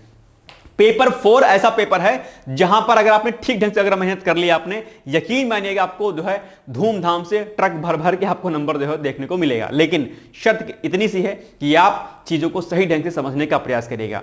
यूपीपीसीएस के सिलेबस की अगर हम बात करते हैं तो आप एथिक्स के पेपर में नंबर अच्छा गेन कर सकते हैं, आप एसए के पेपर में अच्छा नंबर गेन कर सकते हैं, और हिंदी का जो आपका पेपर होगा वहां पर भी आप नंबर बेहतर कर सकते हैं। पेपर 2, पेपर 3 करंट ओरिएंटेड होता है, वहां पर ज्यादा मार्क्स नहीं ले सकते हैं। कुछ कुछ टॉपिक्स हैं वहां पर हम लोग उसको देखेंगे, लेकिन इस पेपर में आप जो है थोड़ा सा मेहनत करके आप बेहतर मार्क्स को गेन कर सकते हैं। तो यानी कि इस पेपर को आपको बहुत ही बेहतर ढंग से आपको प्रिपेयर करना है, राइट। चलिए, अब हमने जो सिलेबस को आपके लिए जो ब्रेक कर दिया है, अर्थात हमने इस सिलेबस को छोटे छोटे टॉपिक्स में डिवाइड कर दिया है, यूनिट में हमने इसको डिवाइड कर दिया है, उसी के अनुसार हम लोग यहां पर देखने का प्रयास करेंगे। जैसे कि हमने ब्रेक किया है नीति शास्त्र तथा मानवीय अंतर्संबंध, ये हमारी यूनिट 1 है, और यहां पर आप देखेंगे पॉइंट नंबर 1 जो दिया है, यही सेम यूनिट हमने यहां पर दे रखी है। अब इसको हमने अलग अलग टॉपिक में क्या किया है, डिवाइड कर दिया है आपकी आसानी के लिए, जहां पर हमने 11 टॉपिक को, यानी कि यूनिट नंबर 1 में हम लोग 11 टॉपिक को पढ़ेंगे, जिसमें से पहला टॉपिक क्या है, नीति शास्त्र तथा मानवीय अंतर्संबंध हो गया, मानवीय क्रियाकलापों में नीति शास्त्र का शर्त होता है। ये सारे के सारे टॉपिक जो है आपको यहां पर देखने को मिलेंगे। यहां पर टॉपिक नंबर 10 आपके सामने लिखा होगा। टॉपिक नंबर 10 में क्या है कि इस यूनिट का संबंध बेसिकली यूनिट नंबर 5 से है। तो हम लोग यहां ना पढ़ करके इस टॉपिक को कहां पर पढ़ेंगे, हम लोग इस यूनिट को यूनिट 5 में पढ़ेंगे। यानी कि यूनिट 5 में क्या है, यूनिट 5 की अगर हम बात करते हैं तो यहां पर आप देख पा रहे होंगे भारत तथा विश्व के नैतिक विचारकों तथा दार्शनिकों का योगदान। ठीक है, तो ये इंटीग्रेटेड टॉपिक है। कुछ कुछ टॉपिक कोरिलेट कर रहे होंगे, तो मैं आपको बीच में बताता रहूंगा कि कौन से टॉपिक का संबंध किस यूनिट से है। तो हम लोग कुछ इसी प्रकार से पढ़ेंगे। ठीक है, कई बार सिलेबस में क्या होता है कि आप टू द पॉइंट नहीं पढ़ सकते हैं, एक टॉपिक का संबंध आपके कई सारे यूनिट से होता है, कई सारे पेपरों से होता है, तो हम लोग उसको भी देखने का प्रयास करेंगे आपके। ठीक है, चलो, यहां पर हमने आपकी आसानी के लिए आपको समझने के लिए लिख दिया है। अगर आप इन सभी टॉपिक्स को अच्छे तरीके से पढ़ लोगे, यकीन मानिएगा आप बहुत बेहतर ढंग से जो है आप सिलेबस को कवर कर पाओगे। ये सारी चीजें आप यहां पर देख पा रहे होंगे, नीति शास्त्र के आयाम, नैतिकता, सामाजिक संबंधों में नैतिकता, मानवीय मूल्य, ये सभी पर शॉर्ट नोट्स आते हैं। ठीक है, मूल्य वस्तुनिष्ठ हैं या आत्मनिष्ठ हैं, इन पर शॉर्ट नोट्स आता है। ये सभी टॉपिक आपके लिए बहुत आसान हमने कर दिया है। आप इसको पढ़ करके आपको मजा आ जाएगा, आपको लगेगा यार कि मेहनत करना तो कुछ है ही नहीं इसमें। यानी कि जितने टॉपिक्स हमने डिवाइड किया है, अगर आपने इस पर मेहनत कर ली, आपको जो है कहीं से कुछ भी करने की आपको आवश्यकता नहीं पड़ेगी। राइट, चलिए, सेकंड यूनिट हमारी आवृत्ति की है। ठीक है, अब सेकंड यूनिट आप देख लीजिए यहां पर क्या दे रखा है। तो देखिए, सेकंड यूनिट आपकी आवृत्ति है, और यहां पर हमने इसको भी अलग अलग जो है यहां पर हमने यूनिट में इसको डिवाइड कर रखा है, यूनिट नंबर 2 को, कि आवृत्ति क्या है, आवृत्ति के अंतर्वस्तु, आवृत्ति की संरचना, आवृत्ति का निर्माण, आवृत्ति के प्रकार, कार्य एवं वृत्ति, ये सब हमने जो है अलग अलग टॉपिक्स में इसको डिवाइड कर दिया है, ताकि जो है आपको पढ़ने में क्या हो, बहुत ही आसानी हो। इतना आसान हमने आपके इस पेपर को बना दिया है कि जहां पर अगर आप थोड़ा सा मेहनत मेरे साथ करेंगे, ठीक है, ये आपको कंटेस्ट मिल जाएगा इंग्लिश और हिंदी में, बोथ में। यहां पर हमने केवल हिंदी में लिखा है, आपको इंग्लिश और हिंदी दोनों वर्जन में ये पूरा सिलेबस जो हम आपको दिखा रहे हैं ये आपको मिल जाएगा। ठीक है, तो आप चाहे तो नोट कर लें या बाद में आप इसको नोट डाउन कर लीजिएगा, कोई दिक्कत नहीं है, आपके पास ये मिल जाएगा। ओके, ये देखिए आप यहां पर इसको, इस चीज को, इसके अलावा फिर इसी तरीके से हमने यूनिट नंबर 3 को हमने डिवाइड कर दिया है। अभिरुचि क्या है, सत्यनिष्ठा। देखिए, अब देखो ये पॉइंट यहां पर दे रखा है, सत्यनिष्ठा, निष्पक्षता, गैर तरफदारी, वस्तुनिष्ठा, इन सभी पर भाई साहब जो है आपके क्या हैं, शॉर्ट नोट्स आते हैं अच्छे लिखने के लिए, सभी पर। जब हम लोग पेपर पढ़ेंगे तो हम लोग मैं आपको बीच बीच में बताता रहूंगा कि ये टॉपिक आपके लिए कितना महत्वपूर्ण है, इस टॉपिक पर प्रश्न किस प्रकार से पूछा गया है, या इस टॉपिक से प्रश्न किस प्रकार से पूछा जा सकता है। ये सभी बिंदु पर हम लोग जो है पढ़ते समय चर्चा किया करेंगे आप लोगों से, ठीक है। तो ये सारी चीजें जो है आपको यहां पर देखने को मिलेंगी। यहां पर अगर बात करते हैं यूनिट नंबर, फिर ये भी हमने अलग अलग टॉपिक्स में डिवाइड कर दिया 17 नंबर तक, ठीक है। इसके बाद फिर हमने भावनात्मक समझ, जिसको हम लोग संवेगात्मक बुद्धि भी बोलते हैं, इमोशनल इंटेलिजेंस बोलते हैं, इसको भी हमने 6 टॉपिक में डिवाइड कर दिया है। अब जैसे कि यहां पर टॉपिक नंबर 3 दे रखा है, ठीक है। अब मेयर और सोलोवे का मॉडल, डेनियल गोलमैन का मॉडल, अब ये आपके सिलेबस में दिया नहीं है, कहीं भी नहीं दिया है। अगर मैं यूनिट नंबर 4 खोलता हूं, अगर सिलेबस के अकॉर्डिंग आप देखिएगा, यूनिट नंबर 4 देखो, संवेगात्मक बुद्धि, अवधारणाएं तथा आयाम, प्रशासन और शासन व्यवस्था में उनकी उपयोगिता और प्रयोग। क्या यहां पर डेनियल और गोलमैन का मॉडल लिखा है? कहीं लिखा है? नहीं लिखा है। लेकिन टीचर क्या करता है, वो जानता है कि पेपर की प्रकृति क्या है, किस प्रकार से प्रश्न आए हैं, तो हमने क्या काम किया है, हमने इसको आपके लिए आसान बना दिया है। अगर आप खुद से तैयारी करते तो शायद आप चीजों को नहीं समझ पाते। यही फायदा होता है कोचिंग का, ठीक है। ऐसा नहीं कि आप सेल्फ स्टडी नहीं कर सकते हैं, लेकिन कोचिंग इंस्टीट्यूट को ज्वाइन करने पर, टीचर किसी मेंटरशिप में करने पर चीजें क्या होती हैं, आसान हो जाती हैं, और वहां पर आप बहुत ही अच्छे तरीके से चीजों को पढ़ पाते हो, राइट। तो ये हो गया आपके लिए। देखिए, ये हमने यहां पर आपके लिए क्या किया है, डिवाइड कर दिया है, ये देखिए, ठीक है। ये बहुत इंपॉर्टेंट है आपके लिए, कई बार आपके एग्जाम में पूछा गया है। इसके अलावा फिर टॉपिक नंबर 5 है संवेगात्मक बुद्धि का प्रशासन में उपयोग एवं प्रयोग है, संवेगात्मक बुद्धि को कैसे विकसित किया जा सकता है। ये सारे के सारे टॉपिक जो है आपको यूनिट नंबर 4 में देखने को मिलेंगे, ओके। फिर 5वीं यूनिट है, इसी तरीके से फिर हमने यहां पर भारत एवं विश्व के नैतिक विचारकों तथा दार्शनिकों का योगदान, इस पूरे यूनिट को हमने क्या काम किया है, इसमें अलग अलग जो विचारक हैं भारत के परिप्रेक्ष्य में और साथ ही साथ में विश्व के परिप्रेक्ष्य में जो अलग अलग समाज सुधारक हुए हैं, जो अलग अलग थिंकर्स हुए हैं, हम उनके बारे में पढ़ेंगे और एक दो धर्मों के बारे में पढ़ेंगे कि हमें उनसे क्या शिक्षा लेनी है। क्योंकि जब आप इनसे कुछ अच्छी बातों को सीखोगे, इनसे जानोगे, महात्मा गांधी ने राम राज्य का कॉन्सेप्ट जो दिया था वो क्या होता है, अलग अलग लोगों ने बौद्ध धर्म में क्या कुछ है, जैन धर्म से हमें क्या कुछ सीख सकते हैं, अलग अलग धर्मों से हम लोग क्या कुछ सीख सकते हैं। जब उन धर्मों से, उन थिंकर्स की अच्छी अच्छी बातों को जब हम अपने अंदर उतारेंगे तो निश्चित तौर पर हम जो है एक अच्छे इंसान बनेंगे। और अगर हम सिविल सेवक जो है बन जाएंगे तो ये जो सारी जो चीजें हम लोग यहां पर सीखेंगे उसका फायदा दरअसल हमें देखने को मिलेगा आगे, ठीक है। तो इसीलिए दरअसल इन सभी चीजों को हम लोग यहां पर पढ़ेंगे कि भारतीय दर्शन में क्या विचार हैं, ठीक है। पंच महाभारत देख पा रहे होंगे, जैन दर्शन का प्रशासन में उपयोग क्या हो सकता है। देखिए कितनी अच्छी बात है, यहां पर हमें दे रखा है कि जैन दर्शन का प्रशासन में उपयोग। अब आप लोग जैन दर्शन पढ़ते होंगे, बौद्ध धर्म पढ़ते होंगे, लेकिन बौद्ध धर्म का, जैन धर्म का प्रशासन में अर्थात एडमिनिस्ट्रेशन में हम किस प्रकार से प्रयोग कर सकते हैं वो हम सीखेंगे। गांधी ने कहा राम राज्य की संकल्पना, तो राम राज्य की संकल्पना क्या है?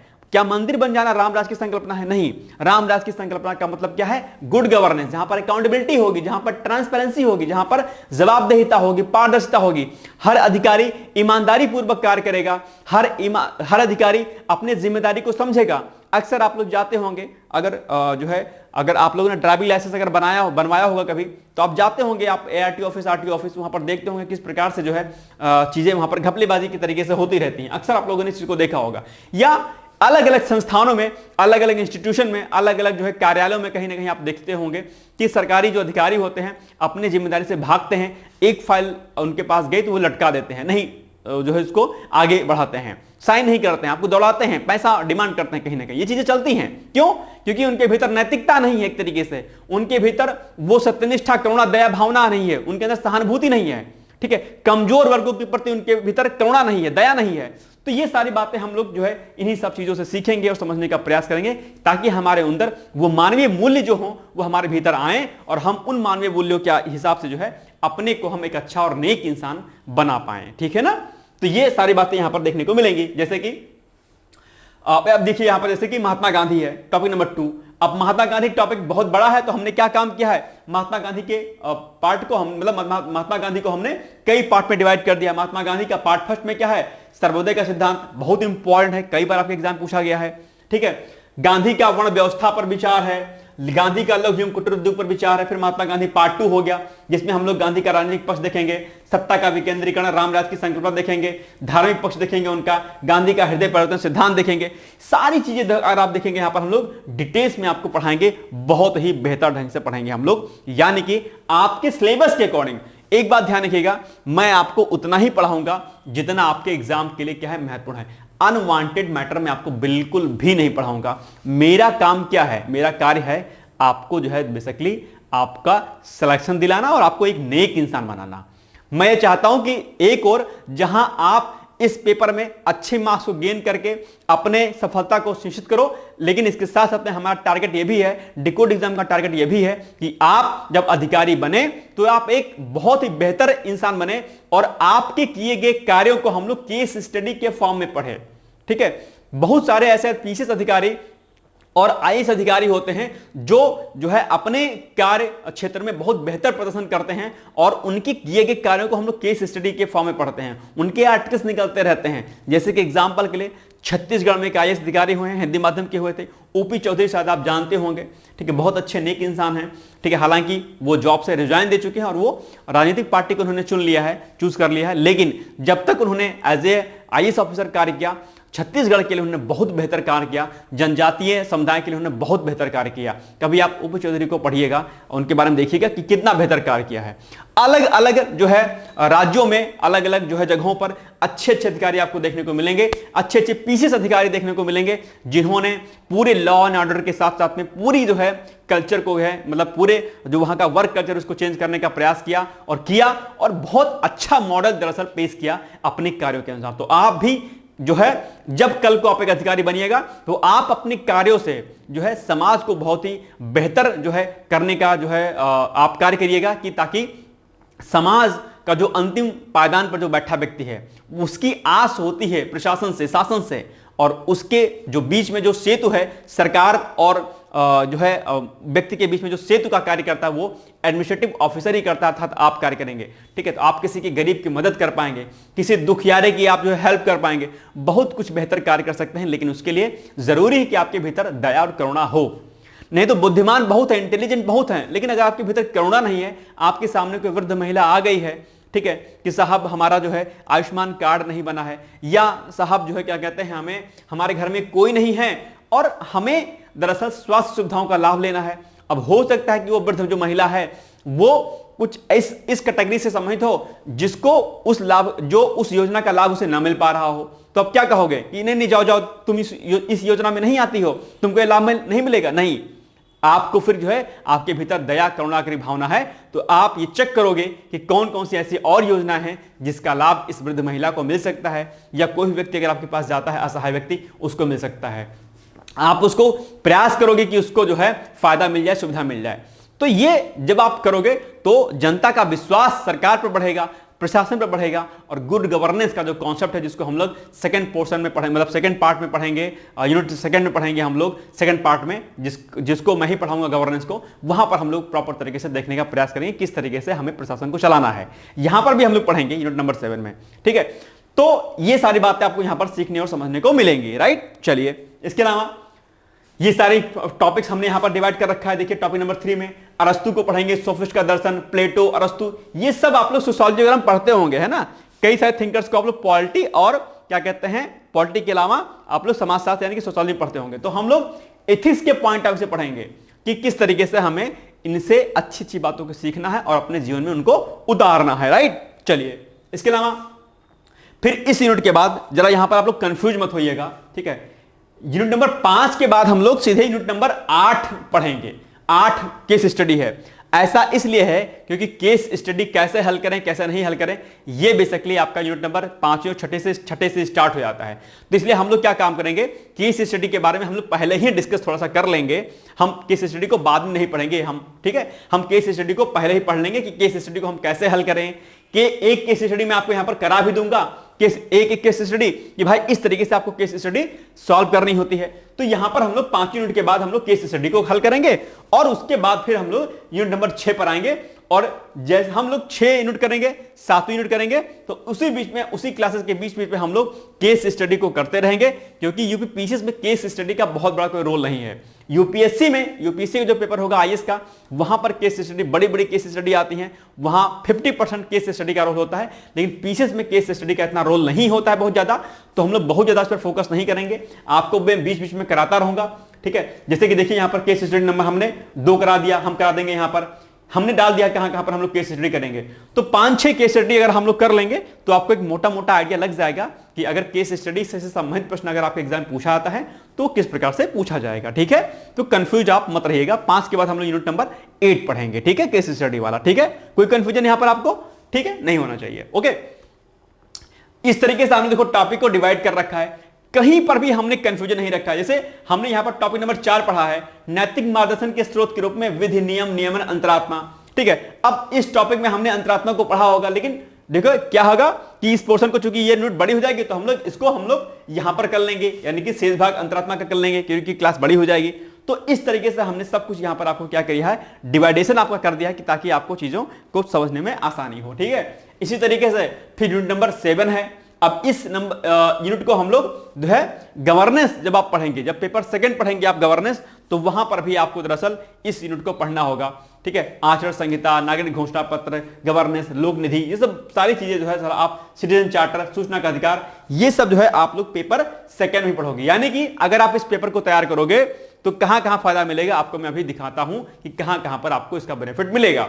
लेकिन अभी हम लोग चूंकि सिलेबस डिस्कस कर रहे हैं, तो एक बार मैंने कहा कि आपको सिलेबस को मैं बता दूं कि किस तरीके से हमने इसको डिवाइड किया हुआ है, ठीक है। ये देखिए फिर क्या है, आप देखो यूनिट नंबर 8 आनी चाहिए थी 7 के बाद, लेकिन हमने क्या लिख दिया कि संबंधित टॉपिक को पढ़ाया जा चुका है, मतलब हम लोग पहले पढ़ चुके होंगे इसको, ठीक है, केस स्टडी को। फिर यूनिट नंबर 9 जो हमने नई ऐड की है, उसमें नैतिक मुद्दे हैं। उन नैतिक मुद्दों में से बेरोजगारी है, वेश्यावृत्ति है, अवैध प्रवासी है, मॉब लिंचिंग, कार्यस्थल पर यौन उत्पीड़न है, लैंगिक असमानता हो गई, ठीक है, शिक्षा के क्षेत्र में नैतिक मुद्दे, लिंग निहार, ये सारी चीजें हम लोग दरअसल नैतिक मुद्दों के अंतर्गत पढ़ेंगे। नैतिक मुद्दों में पढ़ेंगे कि भाई क्या करना सही है, क्या करना नहीं सही है। जैसे कि फॉर एग्जांपल के लिए आप एक टॉपिक पढ़ते होंगे, अगर आपको याद होगा, सरोगेसी। क्या टॉपिक, क्या हमारा सरोगेसी, देखो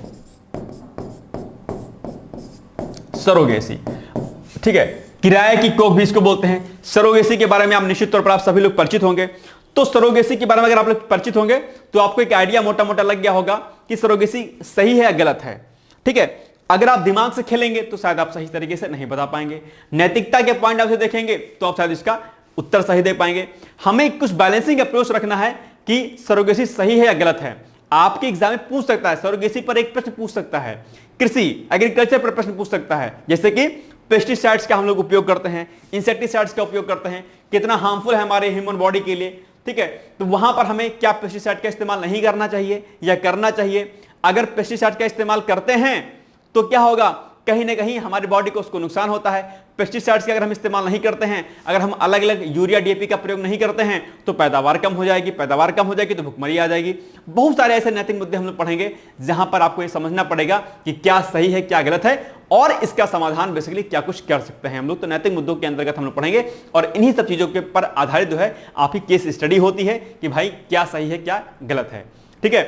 अक्सर आप लोगों ने एक जो है केस स्टडी सुना होगा कि अगर आप किसी डिस्ट्रिक्ट के डिस्ट्रिक्ट मजिस्ट्रेट हैं, ठीक है, आपकी एक मीटिंग होनी है बड़े अधिकारी के साथ में, आपसे बड़े, या पीएम के साथ मीटिंग होनी है, रास्ते में आप जा रहे हो, ठीक है, रास्ते में क्या होता है, आपको एक वृद्ध महिला दिखती है जिसका एक्सीडेंट हो गया है, वो रोड पर पड़ी हुई है, आप क्या काम करोगे, उस महिला को अस्पताल पहुंचाओगे, ठीक है, या आप अपने ड्यूटी को जाओगे क्योंकि वो प्राइमरी है आपके लिए, क्या काम करोगे, किस तरीके से आप बैलेंसिंग अप्रोच रखोगे। तो ऐसा प्रश्न अक्सर आपको एग्जाम में पूछा जाता है। तो केस स्टडी भी कुछ इसी प्रकार से होगी कि आपके सामने एक सिचुएशन दे दी जाएगी, आपके सामने एक कंडीशन दी जाएगी, आपसे पूछा जाएगा कि भैया अगर आप किसी डिस्ट्रिक्ट के डिस्ट्रिक्ट मजिस्ट्रेट हैं तो आप क्या निर्णय लेंगे, आईपीएस ऑफिसर है तो क्या आप निर्णय लेंगे, ठीक है। फॉर एग्जाम्पल के लिए आप कहीं के डिस्ट्रिक्ट मजिस्ट्रेट हैं, ठीक है, और एक रास्ता है सामने, ठीक है, एक रास्ता है, यहां पर जो है कोई एक धर्म का जो है शोभा यात्रा निकल रही है, यहां पर किसी दूसरे धर्म की शोभा यात्रा निकलनी है, सेम टाइम हो रहा है। अब आपको यहां पर फिक्स करना पड़ेगा भाई कैसे ये रास्ता हमें बीच का निकालना है, क्योंकि आप किसी एक धर्म का पक्ष नहीं ले सकते हैं। आप चूंकि सिविल सेवक हैं, आपको सभी सरकारों के साथ, सभी धर्म समुदायों के साथ मिलकर आपको कार्य करना है, तो आपको यहां पर बीच का रास्ता निकालना पड़ेगा कि भाई इन धर्म वालों को भी दिक्कत ना हो, इन धर्म वालों को भी दिक्कत ना हो। ठीक है, आप किसी योजना को, अगर सरकार की योजना को पहुंचाओगे तो आप सबको फायदा उसका दोगे, कोई भी किसी भी जाति धर्म मजहब का हो। तो ये सब बातें आपको यहां पर इस पेपर में देखने और सुनने को मिलेंगी और आप इससे कुछ सीख पाओगे और बेहतर ढंग से अपने जीवन में आप कार्य कर पाओगे, अर्थात अपनी जॉब को आप बेहतर ढंग से कार्य उसमें कर पाओगे। राइट, चलिए, तो ये सारी चीजें आप यहां पर पढ़ोगे। अलग अलग हमने यहां पर लिंक दिया, सरोगेसी हो गया, लिंग निर्धारण, शिक्षा के क्षेत्र में नैतिक मुद्दे हो गए, बहुत सारी चीजें दरअसल आपको यहां पर देखने को मिलेंगी। ये सारे टॉपिक्स, अच्छा इन सभी टॉपिक्स आपको निबंध में भी आपको यहां पर ये सारे टॉपिक्स देखने को मिलेंगे। तो यानी कि अगर आप नैतिक मुद्दों को पढ़ोगे तो उसका फायदा आपको निबंध वाले पेपर में भी देखने को मिलेगा। राइट, चलिए आइए आगे बढ़ते हैं हम लोग। तो ये अभी हमने क्या कर दिया, सिलेबस को आपको थोड़ा सा मोटा मोटा हमने समझा दिया है कि ये सिलेबस है। अब हम लोग पढ़ेंगे कैसे इस पूरे पेपर को, इसका फायदा क्या मिलेगा अभी हम लोग देखेंगे। लेकिन अभी हम लोग एक बार देख लेते हैं कि इस पेपर को हम लोग पढ़ेंगे कैसे, क्या हमारा स्ट्रेटजी होगी।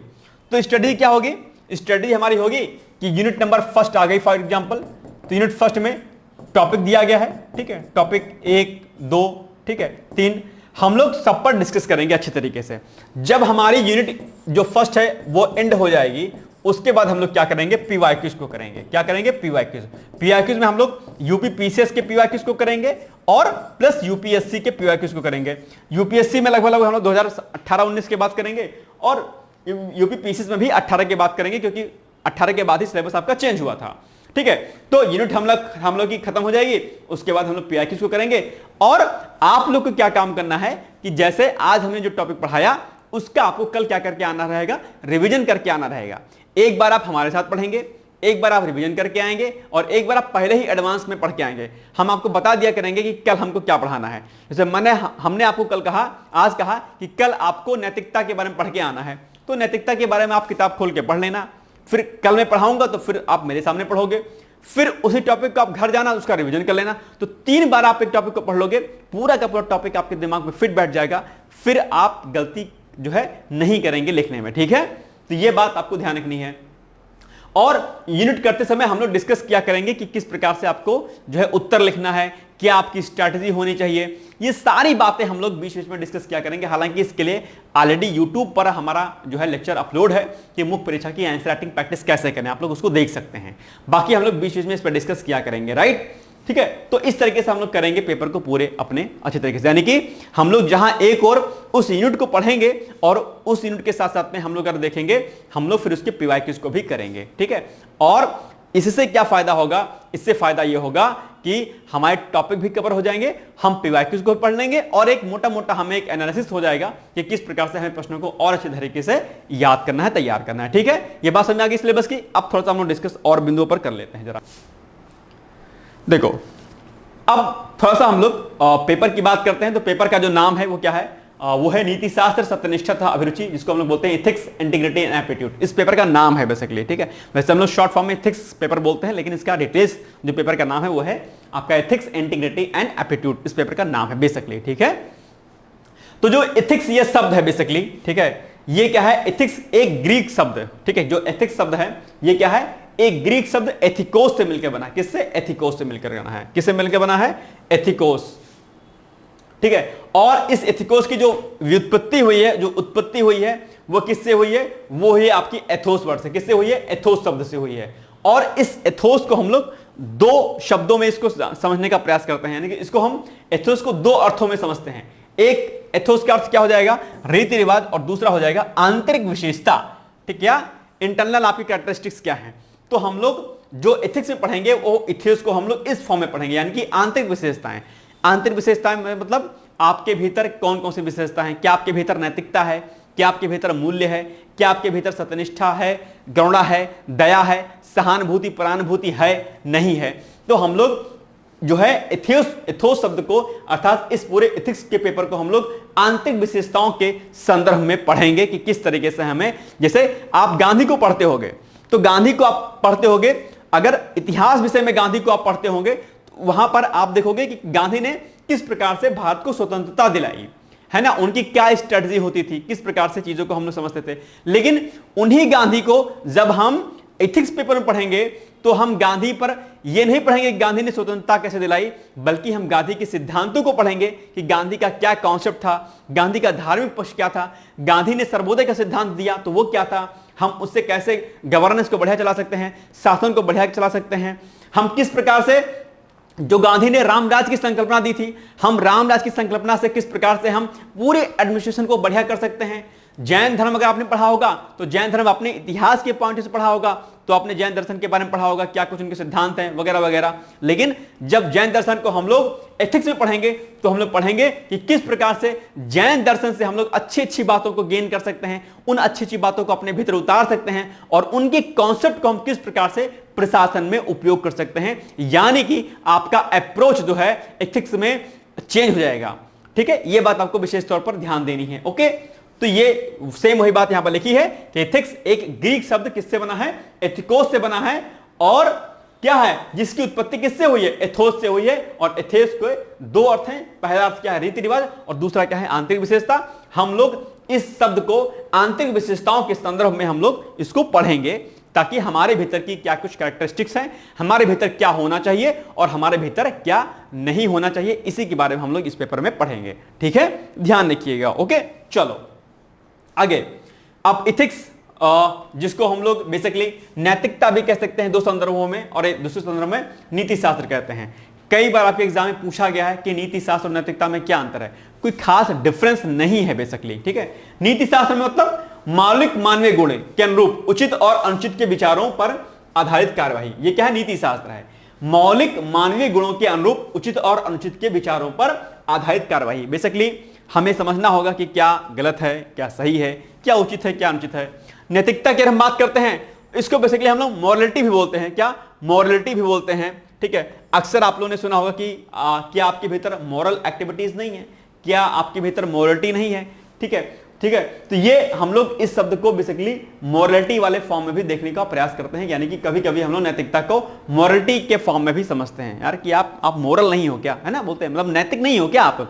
ठीक है, क्योंकि अगर आप नैतिक नहीं होगे तो आप चीजों को बढ़िया तरीके से नहीं कर पाओगे। तो इस तरीके से हम यहां पर पढ़ने का प्रयास करेंगे कि किस प्रकार से जो है आपका ये पेपर है हमें यहां पर पढ़ना है। ठीक है, तो पहली हमारी जो क्लास है बेसिकली वो सिलेबस पर आधारित थी, और क्या कुछ हमें इसमें और आगे करना है, आइए हम लोग इसको देखने का प्रयास करते हैं। ठीक है, तो सिलेबस हमने पढ़ लिया, समझ लिया कि क्या कुछ सिलेबस है।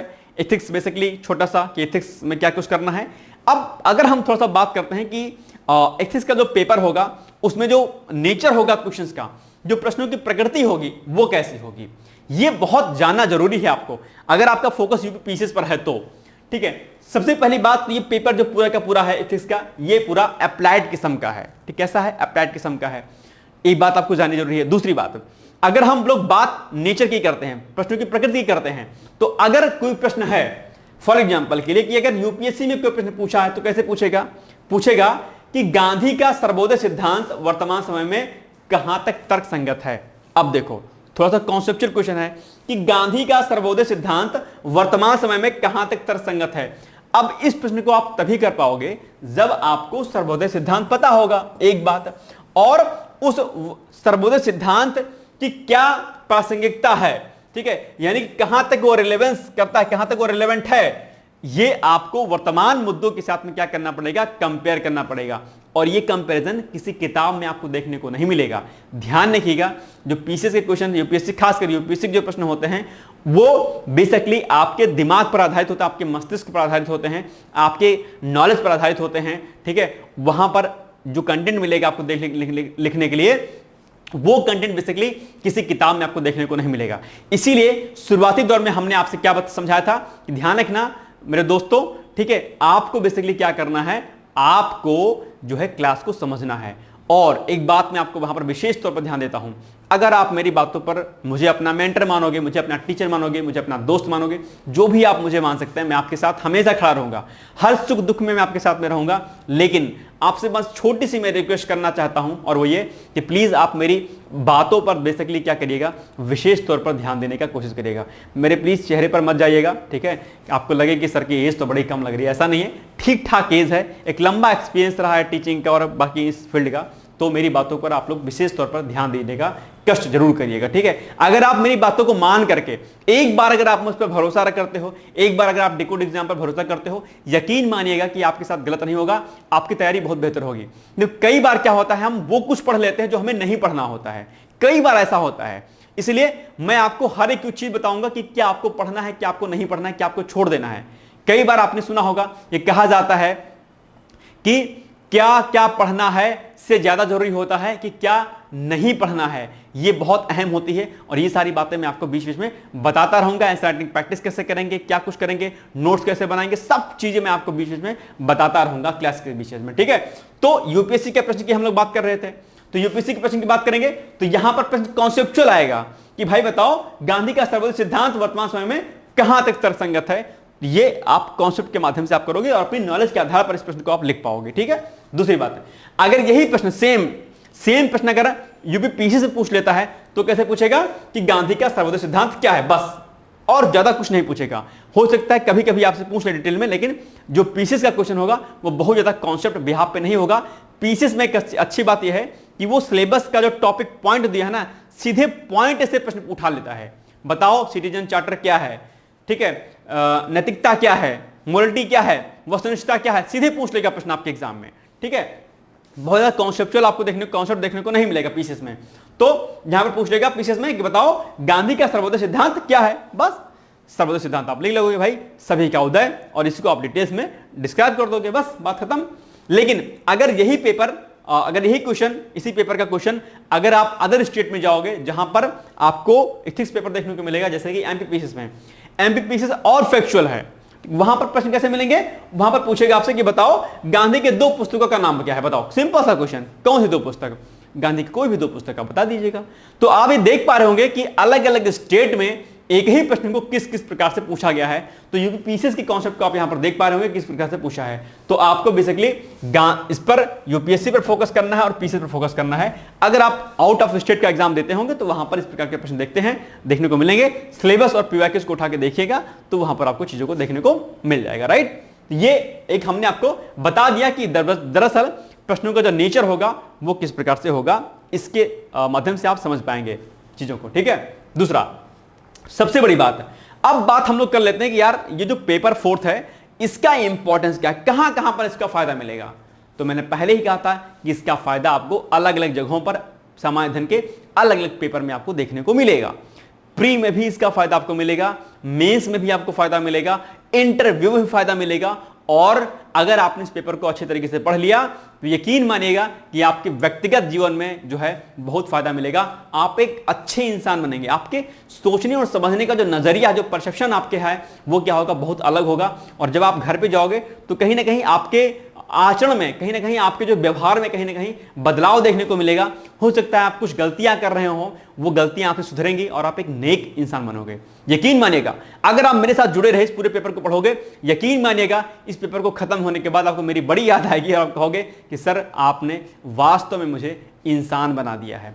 तो इंसान अच्छे बनोगे। और सबसे बड़ी फायदा जो जिसके लिए आपने कोचिंग ज्वाइन किया है, किसके लिए, सिलेक्शन के लिए, उस सिलेक्शन के लिए आपको इस पेपर में बहुत बढ़िया मार्क्स मिलेंगे अगर आप चीजों को बढ़िया तरीके से करते हुए चलोगे मेरे साथ, ठीक है। तो ये फायदा मिलेगा। अब देखिए कहां कहां पर फायदा मिलेगा। मेंस में मिलेगा आपको, मेंस में आपको जीएस पेपर फर्स्ट में मिलेगा।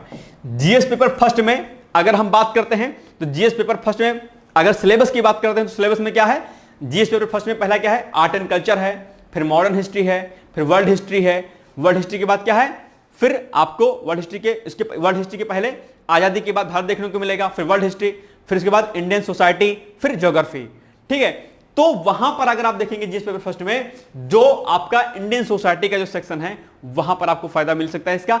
और जीएस पेपर फर्स्ट में जो इतिहास विषय है उस इतिहास विषय में अंबेडकर को पढ़ते होगे आप, ठीक है। आप वहां पर जैन दर्शन को पढ़ते होगे, बौद्ध दर्शन को पढ़ते होगे। तो वो सारी चीजें भी हम लोग कहीं ना कहीं बेसिकली इसमें पढ़ेंगे, यूनिट नंबर 5 में पढ़ेंगे। तो आप पाएंगे कि यूनिट नंबर 5 में जो आप चीजों को पढ़ोगे जिसमें नैतिक विचारक और दार्शनिक हैं, उनका फायदा वही सेम चीजें लगभग जो है आप पढ़ोगे, क्या कहते हैं, पेपर फर्स्ट में इतिहास विषय में। तो यानी कि इथिक्स को तैयार करोगे तो आपको जीएस पेपर फर्स्ट जो आपका सामान्य अध्ययन का जो प्रथम प्रश्न पत्र है इतिहास विषय का, वहां पर भी आपको इसका फायदा देखने को मिलेगा। इसके अलावा जीएस पेपर सेकंड, तो जीएस पेपर सेकंड क्या है, पीसीएस का वो पॉलिटी का है, पॉलिटी का है social justice plus governance plus IR plus international organisation, ये पेपर सेकंड है आपका। तो उस पेपर सेकंड में जो गवर्नेंस का जो पार्ट पोर्शन है, जहां पर आप सिटीजन चार्टर पढ़ोगे, सूचना का अधिकार पढ़ोगे, नागरिक घोषणा पत्र पढ़ोगे, ये सारे पॉइंट जो पेपर सेकंड में दिए गए हैं, यही सेम टॉपिक जो है आप एथिक्स में पढ़ोगे, यूनिट नंबर 7 में पढ़ोगे। ठीक है, तो आप पाओगे ओवरऑल। अच्छा, आप यहां पर देख भी सकते हो, देख जैसे कि यहां पर यूनिट नंबर 7 आप देख पा रहे होंगे, यहां पर देखो दे रखा है आचार संहिता, नागरिक घोषणा पत्र हो गया, सूचना का अधिकार हो गया, ये सारे पॉइंट आप पेपर सेकंड में पढ़ोगे गवर्नेंस वाले में।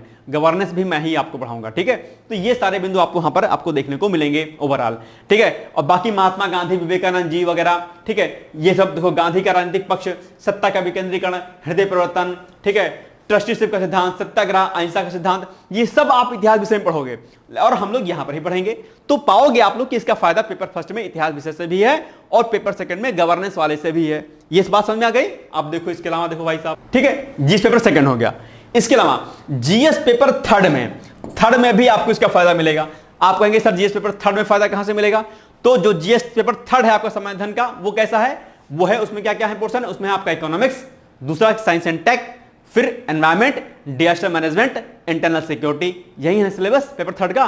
तो पेपर थर्ड में जो एनवायरमेंट का जो सेक्शन, जो मुद्दे हैं, जो पर्यावरणीय मुद्दे, जो मुद्दे पर्यावरणीय हैं, हम लोग उसमें भी दरअसल इस पेपर का फायदा देखने को मिलेगा। जैसे कि कृषि पर कोई कृषि संबंधी मामला है, पर्यावरणीय मुद्दा कोई मामला है, ठीक है, विज्ञान प्रौद्योगिकी में जैसे आर्टिफिशियल इंटेलिजेंस का मुद्दा कोई हो गया, ठीक है, डीएनए फिंगरप्रिंटिंग से लेकर के अलग अलग जो मुद्दे हैं, तो हम लोग उसको विज्ञान प्रौद्योगिकी का जो सेक्शन है वो उसमें भी हम लोग पढ़ेंगे कि आर्टिफिशियल इंटेलिजेंस क्या है, सरोगेसी क्या है, जीन मैपिंग क्या है, ये सब मुद्दे हम लोग नैतिक मुद्दों में पढ़ेंगे। और नैतिक मुद्दे के टॉपिक को हम लोग पर्यावरणीय मुद्दों में अर्थात पेपर सेकंड में और साइंस एंड टेक में हम लोग देखने को मिलेगा वहां पर। तो पेपर थर्ड में भी इसका फायदा है। और नैतिक मुद्दे जो हम पढ़ेंगे, ठीक है, तो उसका फायदा हमें ऐसे भी मिलेगा। अर्थात अगर आपने गांधी को अच्छे से पढ़ लिया, अगर आपने अलग अलग जो हम लोग जो विचारक पढ़ेंगे, सुकरात को हुआ, ठीक है, प्लेटो हुए, अरस्तु हुए, उनको जो हम पढ़ेंगे तो उनके जो विचार होंगे, उनके सिद्धांत होंगे, उनके सिद्धांत और उनके विचारों को हम लोग,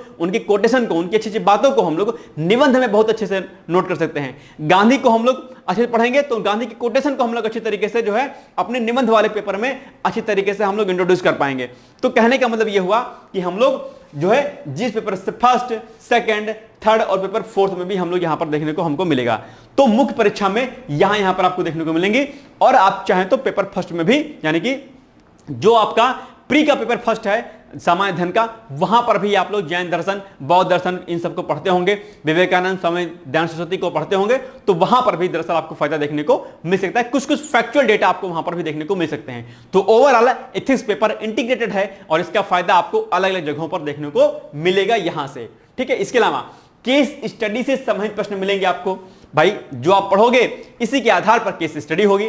तो अगर आपने एथिक्स को बढ़िया तरीके से पढ़ लिया तो केस स्टडी आप अच्छी तरीके से टैकल कर पाओगे, अच्छी तरीके से कर पाओगे, ठीक है। इसके अलावा पर्सनल लाइफ में, व्यक्तिगत जीवन में नैतिकता का समावेश, ध्यान रखना कि अगर आप इस पेपर को पढ़ लिया तो जहां एक और आप इस पेपर में बढ़िया मार्क्स पा करके आप अपने सिलेक्शन को ले लोगे, तो वहीं दूसरी ओर जो है आप एक सभ्य और एक अच्छे इंसान बन जाओगे। और मैं उम्मीद भी आपसे यही करता हूं कि कल को जब आप एक आईएएस ऑफिसर बने, एक एसडीएम बने, एक पीसीएस ऑफिसर बने, तो आप ये कह सकें कि हाँ, हृदय सर से हमने पढ़ाई की थी, हृदय सर ने हमें पढ़ाया था, मुझे बहुत अच्छा लगता है कि मैं एक अच्छा इंसान बन गया हूं और हमने कार्यों को बहुत बेहतर ढंग से किया। आपको सरकार सम्मान करे, आपका नाम जो है बड़े बड़े संस्थाओं में लिया जाए और आपका नाम सुनहरे अक्षरों में लिखा जाए। और हमें तब खुशी होगी कि मैंने अपने स्टूडेंट्स को, मैंने अपने दोस्तों को पढ़ाया था और वो एक अच्छे इंसान बन के सामने आए हैं, ठीक है। टॉप रैंक में आपका नाम होना चाहिए कि डिकोड एग्जाम पर हमने एथिक्स पेपर पढ़ा था, हाईएस्ट नंबर हमको एथिक्स पेपर में मिले हैं, तब जाके मजा आएगा। और मेरी यही जो है शुभकामना आपको है और मैं पूरी मेहनत के साथ में, पूरी ईमानदारी के साथ में आपको पढ़ाऊंगा। लेकिन यह ईमानदारी सिर्फ मेरी तरफ से होगी तो काम नहीं चलेगा, यह ईमानदारी दरअसल आपकी तरफ से भी होनी चाहिए। यानी कि जो कम्युनिकेशन हमारा अपना होना चाहिए वो 1 वे ना होकर के बल्कि 2 वे होना चाहिए। यानी कि हम लोग आपस में एक दूसरे से कम्युनिकेट कर पाएं, चीजों को समझ पाएं। संप्रेषण हमारा कैसा होना चाहिए, दोनों तरफ से बढ़िया होना चाहिए, ठीक है। तो ये आप चीजों को देखोगे। इसके अलावा जो आप जब आप इंटरव्यू दोगे भाई साहब, तो इंटरव्यू में देखो मैंने क्या कहा कि केस स्टडी से संबंधित प्रश्न, तो इंटरव्यू में जब आप जाओगे तो वहां पर आजकल क्या है, वहां पर जो है बेसिकली हालांकि एक बात मैं आपको यहां पर और बता दूं कि जो इंटरव्यू लिखा हुआ है ये पीसीएस में इंटरव्यू नहीं होता बल्कि पर्सनालिटी टेस्ट इसको बोलते हैं हम लोग, ठीक है। इंटरव्यू हम शॉर्ट फॉर्म में बोल देते हैं, लेकिन वहां पर आपका पर्सनालिटी टेस्ट होता है। इंटरव्यू क्या लेंगे भाई साहब, आप इतना सारा पढ़ के जाओगे, आप पेपर पूरा पेपर मेंस का करके जाओगे, तो एग्जामिनर जानेगा कि आप जो है बहुत अच्छे इंसान हैं, आपके अंदर बहुत नॉलेज है।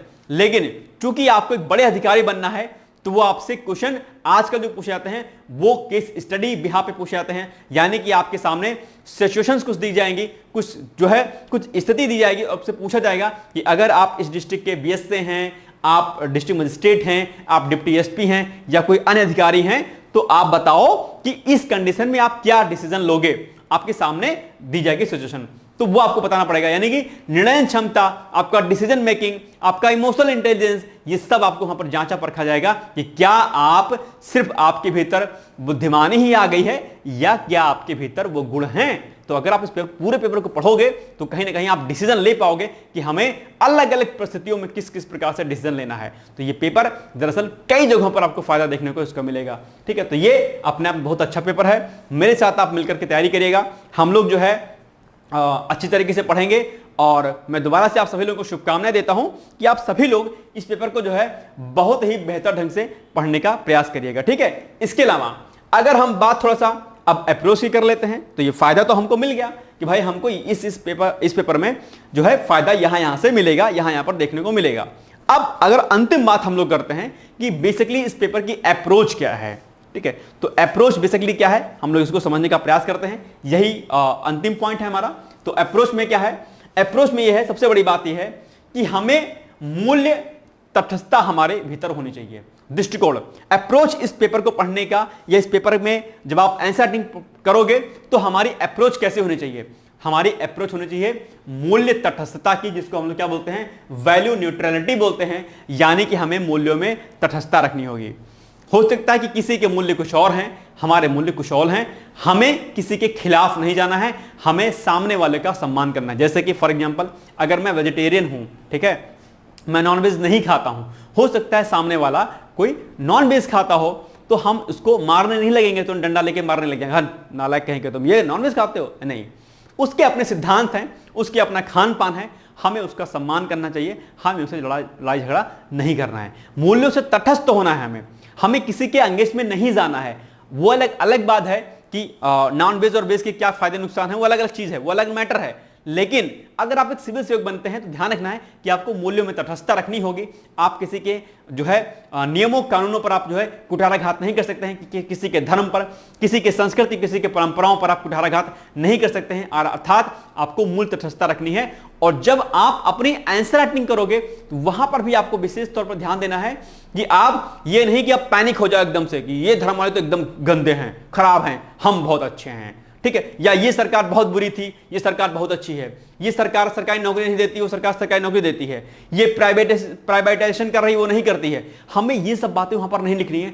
हमें सभी सरकारों के साथ में मिलकर चलना है, हमें सभी नागरिकों के साथ में मिलकर चलना है। यानी कि आपके भीतर मूल्य तटस्थता होनी चाहिए। आपकी कॉपी में यह दिखना नहीं चाहिए कि आप किसी खास राजनीतिक पक्ष में लिख रहे हैं, या किसी खास राजनीतिक जो है पक्ष के राजनीतिक जो पार्टियां होती है उसके आप विपक्ष में हैं, या किसी खास धर्म से आप सम्मानित हैं। ये सब चीजें वहां पर आपको नहीं दिखनी चाहिए। यानी कि आपके आंसर में आप जो है आप सिर्फ आपको ये दिखना चाहिए कि कल के आप जो है सिविल सेवक हैं और आपके कंधों पर देश होगा कहीं ना कहीं, तो आपको मूल्यों से तटस्थ रहना है और उसी तरीके से अपने आंसर को लिखना है, ठीक है। आपके विचारों में यानी कि मनसा वाचक कर्म, यानी कि मन से, वचन से और कर्म से हमें जो है मूल्य तटस्थ होना है। हमें किसी के विरोध वगैरह में नहीं जाना है, ठीक है। और प्रिक ये क्या करना है कि ओम अस्तो मा सद्गमय तम सोमा ज्योतिर्गमय मृत्यु और मां अमृतम गमय, यानी कि हे ईश्वर हमें असत मार्ग से सत मार्ग की ओर प्रेरित करो, हे ईश्वर हमें अंधकार से प्रकाश की ओर ले चलो, और हे ईश्वर हमें मृत्यु से मोक्ष की ओर ले चलो। और इसके अलावा हम क्या संकल्पना करेंगे दिमाग में कि सर्वे भवन्तु सुखिनः, सर्वे सन्तु निरामयाः, सर्वे भद्राणि पश्यन्तु मा कश्चित् दुःख भाग् भवेत्। अर्थात हे ईश्वर जो है सभी क्या हो, सुखी हो, सभी निरोगी हो, सभी धनधान हो, और सभी धनधान के क्या हो, भंडारी हो। हे नाथ सब सुखी हो, कोई ना हो दुखारी, सब हो निरोग भगवन, धन धान के भंडारी, सब भद्र भाव देखें, सन्मार्ग के पथिक हो, और भूखा ना कोई सोवे, सृष्टि में प्राणधारी, भूखा ना सोवे कोई सोवे, सृष्टि में प्राणधारी। ये संकल्पना हमारे भीतर होनी चाहिए, और इसीलिए इस पेपर को पढ़ाया जा रहा है कि ताकि आपके भीतर दया की भावना है, ताकि आपके भीतर करुणा हो, ठीक है, समर्पण की भावना हो, ठीक है, आपके भीतर सत्यनिष्ठा हो, पारदर्शिता हो, जवाबदेहिता हो। इसीलिए इस पेपर को पढ़ाया जा रहा है कि आप बुद्धिमान होने के साथ साथ में आप नैतिक हों और मूल्यों से तटस्थ हों। ये आपको ध्यान देनी है। इसके अलावा आपको तार्किक होना पड़ेगा, तर्कों के आधार पर चीजों को आपको लेना होगा, तर्क वितर्क आपको करना चाहिए। ध्यान रखना कि यदि आप तार्किक नहीं हैं तो आप चीजों को नहीं कर पाएंगे। जैसे कि अभी हमने प्रश्न आपको दिखाया था, क्या पूछा था कि गांधी का सर्वोदय सिद्धांत वर्तमान समय में कहां तक तर्क संगत है। तो इस प्रश्न का उत्तर तभी आप दे पाओगे जब आप तार्किक रहोगे। तर्क करना अगर आपको नहीं आता है तो फिर आप चीजों को नहीं कर पाओगे। एज ए स्टूडेंट भी आपको तार्किक होना चाहिए कि सर इस प्रश्न का उत्तर तो ऐसे कैसे लिख गया, ये लिखा है तो इसका आंसर क्या होगा। ये सारी बातें आपको यहां पर देखने को जो है मिलेंगी, ठीक है। तो आपके भीतर क्या होना चाहिए, तार्किकता होनी चाहिए। इसके अलावा संतुलित मस्तिष्क, एक बैलेंसिंग माइंड आपका होना चाहिए। ये नहीं कि जो है आपका दिमाग जो है उबड़ खाबड़ टाइप का हो कि बस बजट आ गया कि 15,000 करोड़ का बजट पास हुआ है, आपके अंडर में कार्य होना, एक हॉस्पिटल और स्कूल बनवाना है। अब आपका मस्तिष्क क्या है, 15,000 करोड़ रुपए का बजट आया है तो एक काम करता हूं यार, 12,000 करोड़ का काम करा लेता हूं, बाकी अपने पास रख लेता हूं, या पैसे का घपला कर लेता हूं, या ऐसा कर लेता हूं। नहीं, दिमाग संतुलित होना चाहिए और आपका मस्तिष्क संतुलित होना चाहिए, क्योंकि आपसे अपेक्षा सरकार करेगी, ठीक है। आप डायरेक्टली इनडायरेक्टली जो है सरकार के नुमाइंदे रहेंगे, एक तरीके से सरकार के लिए काम करेंगे, जनता के हित में आपको काम करना होगा। सरकार और जनता आपसे अपेक्षा करेगी कि आप जो है बेहतर कार्य करें।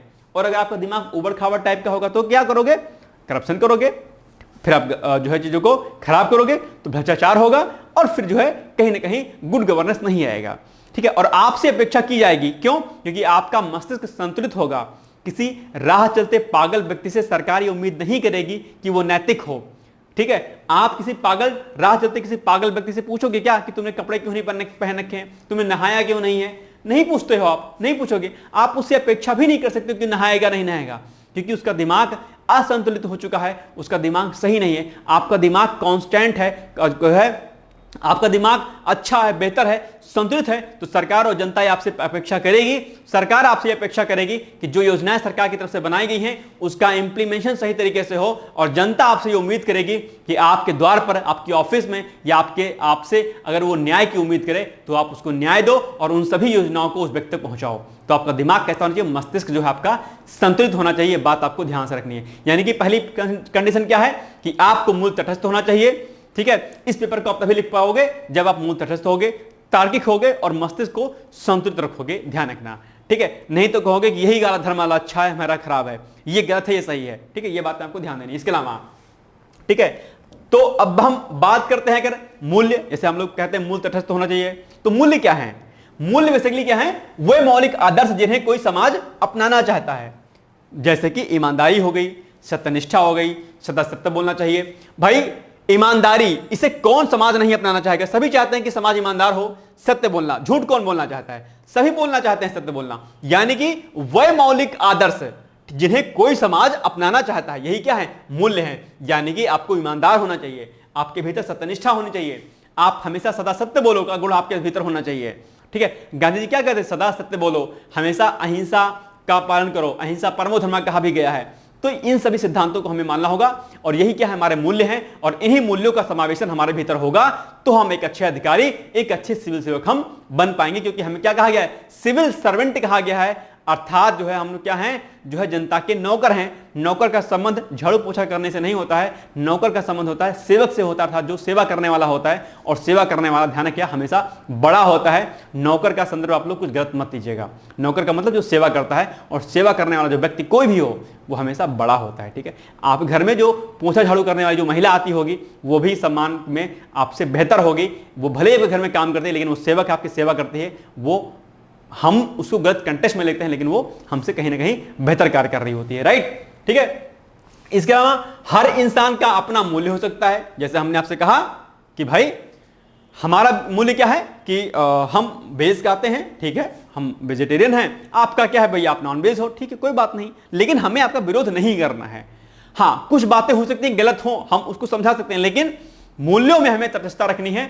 सबकी अपनी अपनी हैबिट्स होती हैं, सबके अपने अपने आदर्श होते हैं, बस वो आदर्श तो ऐसे ना होने पाए कि जो समाज में गलत संदेश दें, बस इतना बात ध्यान रखनी है। इसके अलावा एक सिविल सेवक को मूल तटस्थ होने के साथ ही साथ तार्किक व संतुलित मस्तिष्क का होना चाहिए, जो कि हमने आपको यहां पर बता ही दिया। इसके अलावा कोई भी कृत्य हर स्थिति में नैतिक या अनैतिक नहीं हो सकता है, ये बात आपको ध्यान रखनी है। कई बार केस स्टडी जब आप करोगे तो वहां पर आपके सामने कंडीशन कुछ ऐसी रहेंगी कि आपको लगेगा यार कि ये वाला सही होगा कि ये वाला हम करें। जैसे कि फॉर एग्जांपल के लिए किसी को मारना, ठीक है, किसी की जान लेना, क्या यह तार्किक है, क्या यह सही है? आप कहोगे सर नहीं सही है, किसी की जान हम कैसे ले सकते हैं, यही कहोगे ना। लेकिन यदि आप सैनिक हैं, आप भारत देश की सेवा कर रहे हैं और आतंकवादी हमला हो जाता है, घुसपैठ हो रही है, तो क्या आप एज ए सैनिक क्या आप उस सामने वाले व्यक्ति को नहीं मारोगे? मारोगे। तो नैतिकता कहीं ना कहीं अपने आप में अलग अलग जगह पर जो है उसका निर्धारण होता है, यानी कि कोई भी कृत्य, कोई भी कार्य की हर स्थिति में नैतिक या अनैतिक नहीं हो सकता है। कहीं पर वो नैतिक होगा, कहीं पर वो अनैतिक होगा, कहीं पर आप उसको ये नहीं कह सकते कि यार भाई अनैतिक हो गया। जैसे आपने आतंकवादी को मार दिया तो क्या वह गलत हो गया? मारना क्या गलत हुआ, अनैतिक हुआ? नहीं, वो नैतिक है, क्योंकि आपने दरअसल कहीं ना कहीं समाज हित में कार्य किया है, आपने जो है देश हित में कार्य किया है, ठीक है। लेकिन आप किसी को एवं मार दो, लड़ाई हुआ और किसी को आपने गोली मार दिया, तो क्या नैतिक है? नहीं, अनैतिक है। यहां पर यह मारना अनैतिक हो गया। तो ये सब बातें आपको ध्यान देनी है कि एक कोई कृत्य कहीं कहीं पर वो नैतिक हो सकता है, तो कहीं सेम कृत्य कहीं पर वो अनैतिक होगा। आपको बस समझना है कि कहां पर नैतिक है, कहां पर अनैतिक है, और यही बात आपको इस पेपर में समझाना चाह रहा है आयोग। या पे समझो कि कहां पर आपके लिए सही करना है, कहां पर सही नहीं करना। जैसे कि आप किसी डिस्ट्रिक्ट के डिस्ट्रिक्ट मजिस्ट्रेट हो, एसडीएम हो, ठीक है, कहीं पर धरना प्रदर्शन होना है, ठीक है, अब आप भीड़ बढ़ रही है और भीड़ जैसे बढ़ रही है, आप क्या काम को तुरंत लाठीचार्ज कर दो या गोली चलवा दो, क्या यह नैतिक है? नहीं नैतिक है। भाई धरना प्रदर्शन हो रहा है, होने दीजिए, आप लाठीचार्ज क्यों कर दोगे बिना मतलब कि? गुस्से में आ गए, बीबी से झगड़ा हो गया था, पहुंचे एकदम लाठी भाजना शुरू कर दिए, मारना शुरू कर दिया, किसी का सर फूट गया, किसी का पैर टूट गया, कोई हो सकता कोई एक्सपायर भी कर जाए, तो क्या नैतिक है? नहीं।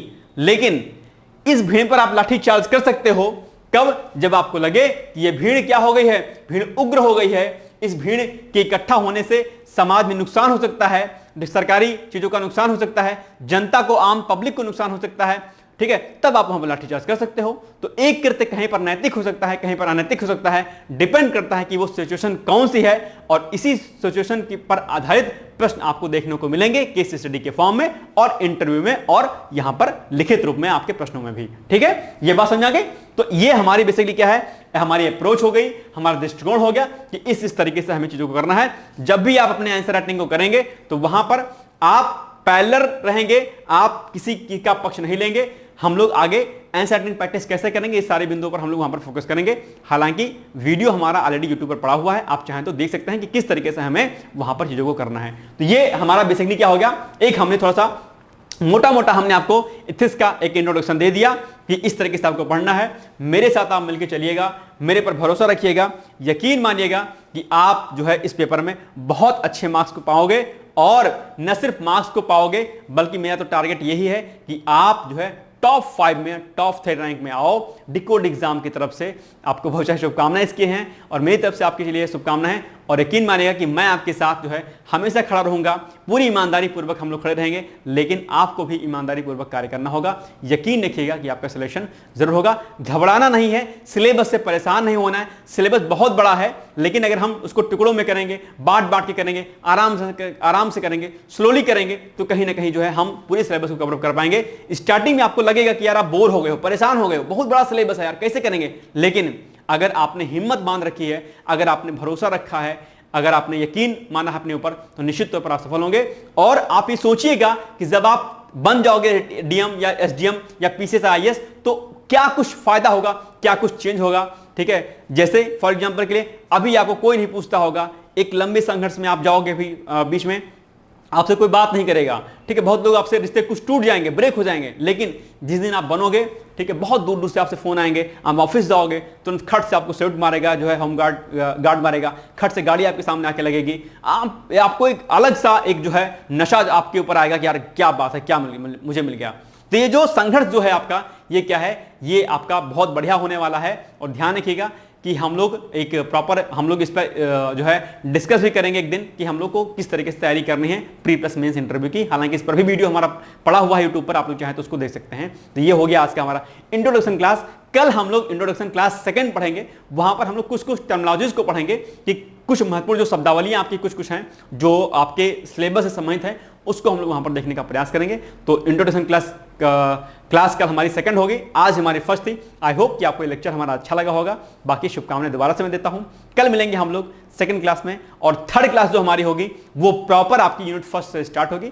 वहां पर हम लोग प्रॉपर तरीके से अपनी यूनिट को हम लोग स्टार्ट करेंगे, राइट। तो पढ़ते रहिए, मस्त रहिए, व्यस्त रहिए। बहुत सारी शुभकामनाएं हैं आप सभी लोगों को। All the best, thank you so much, bye bye, take care.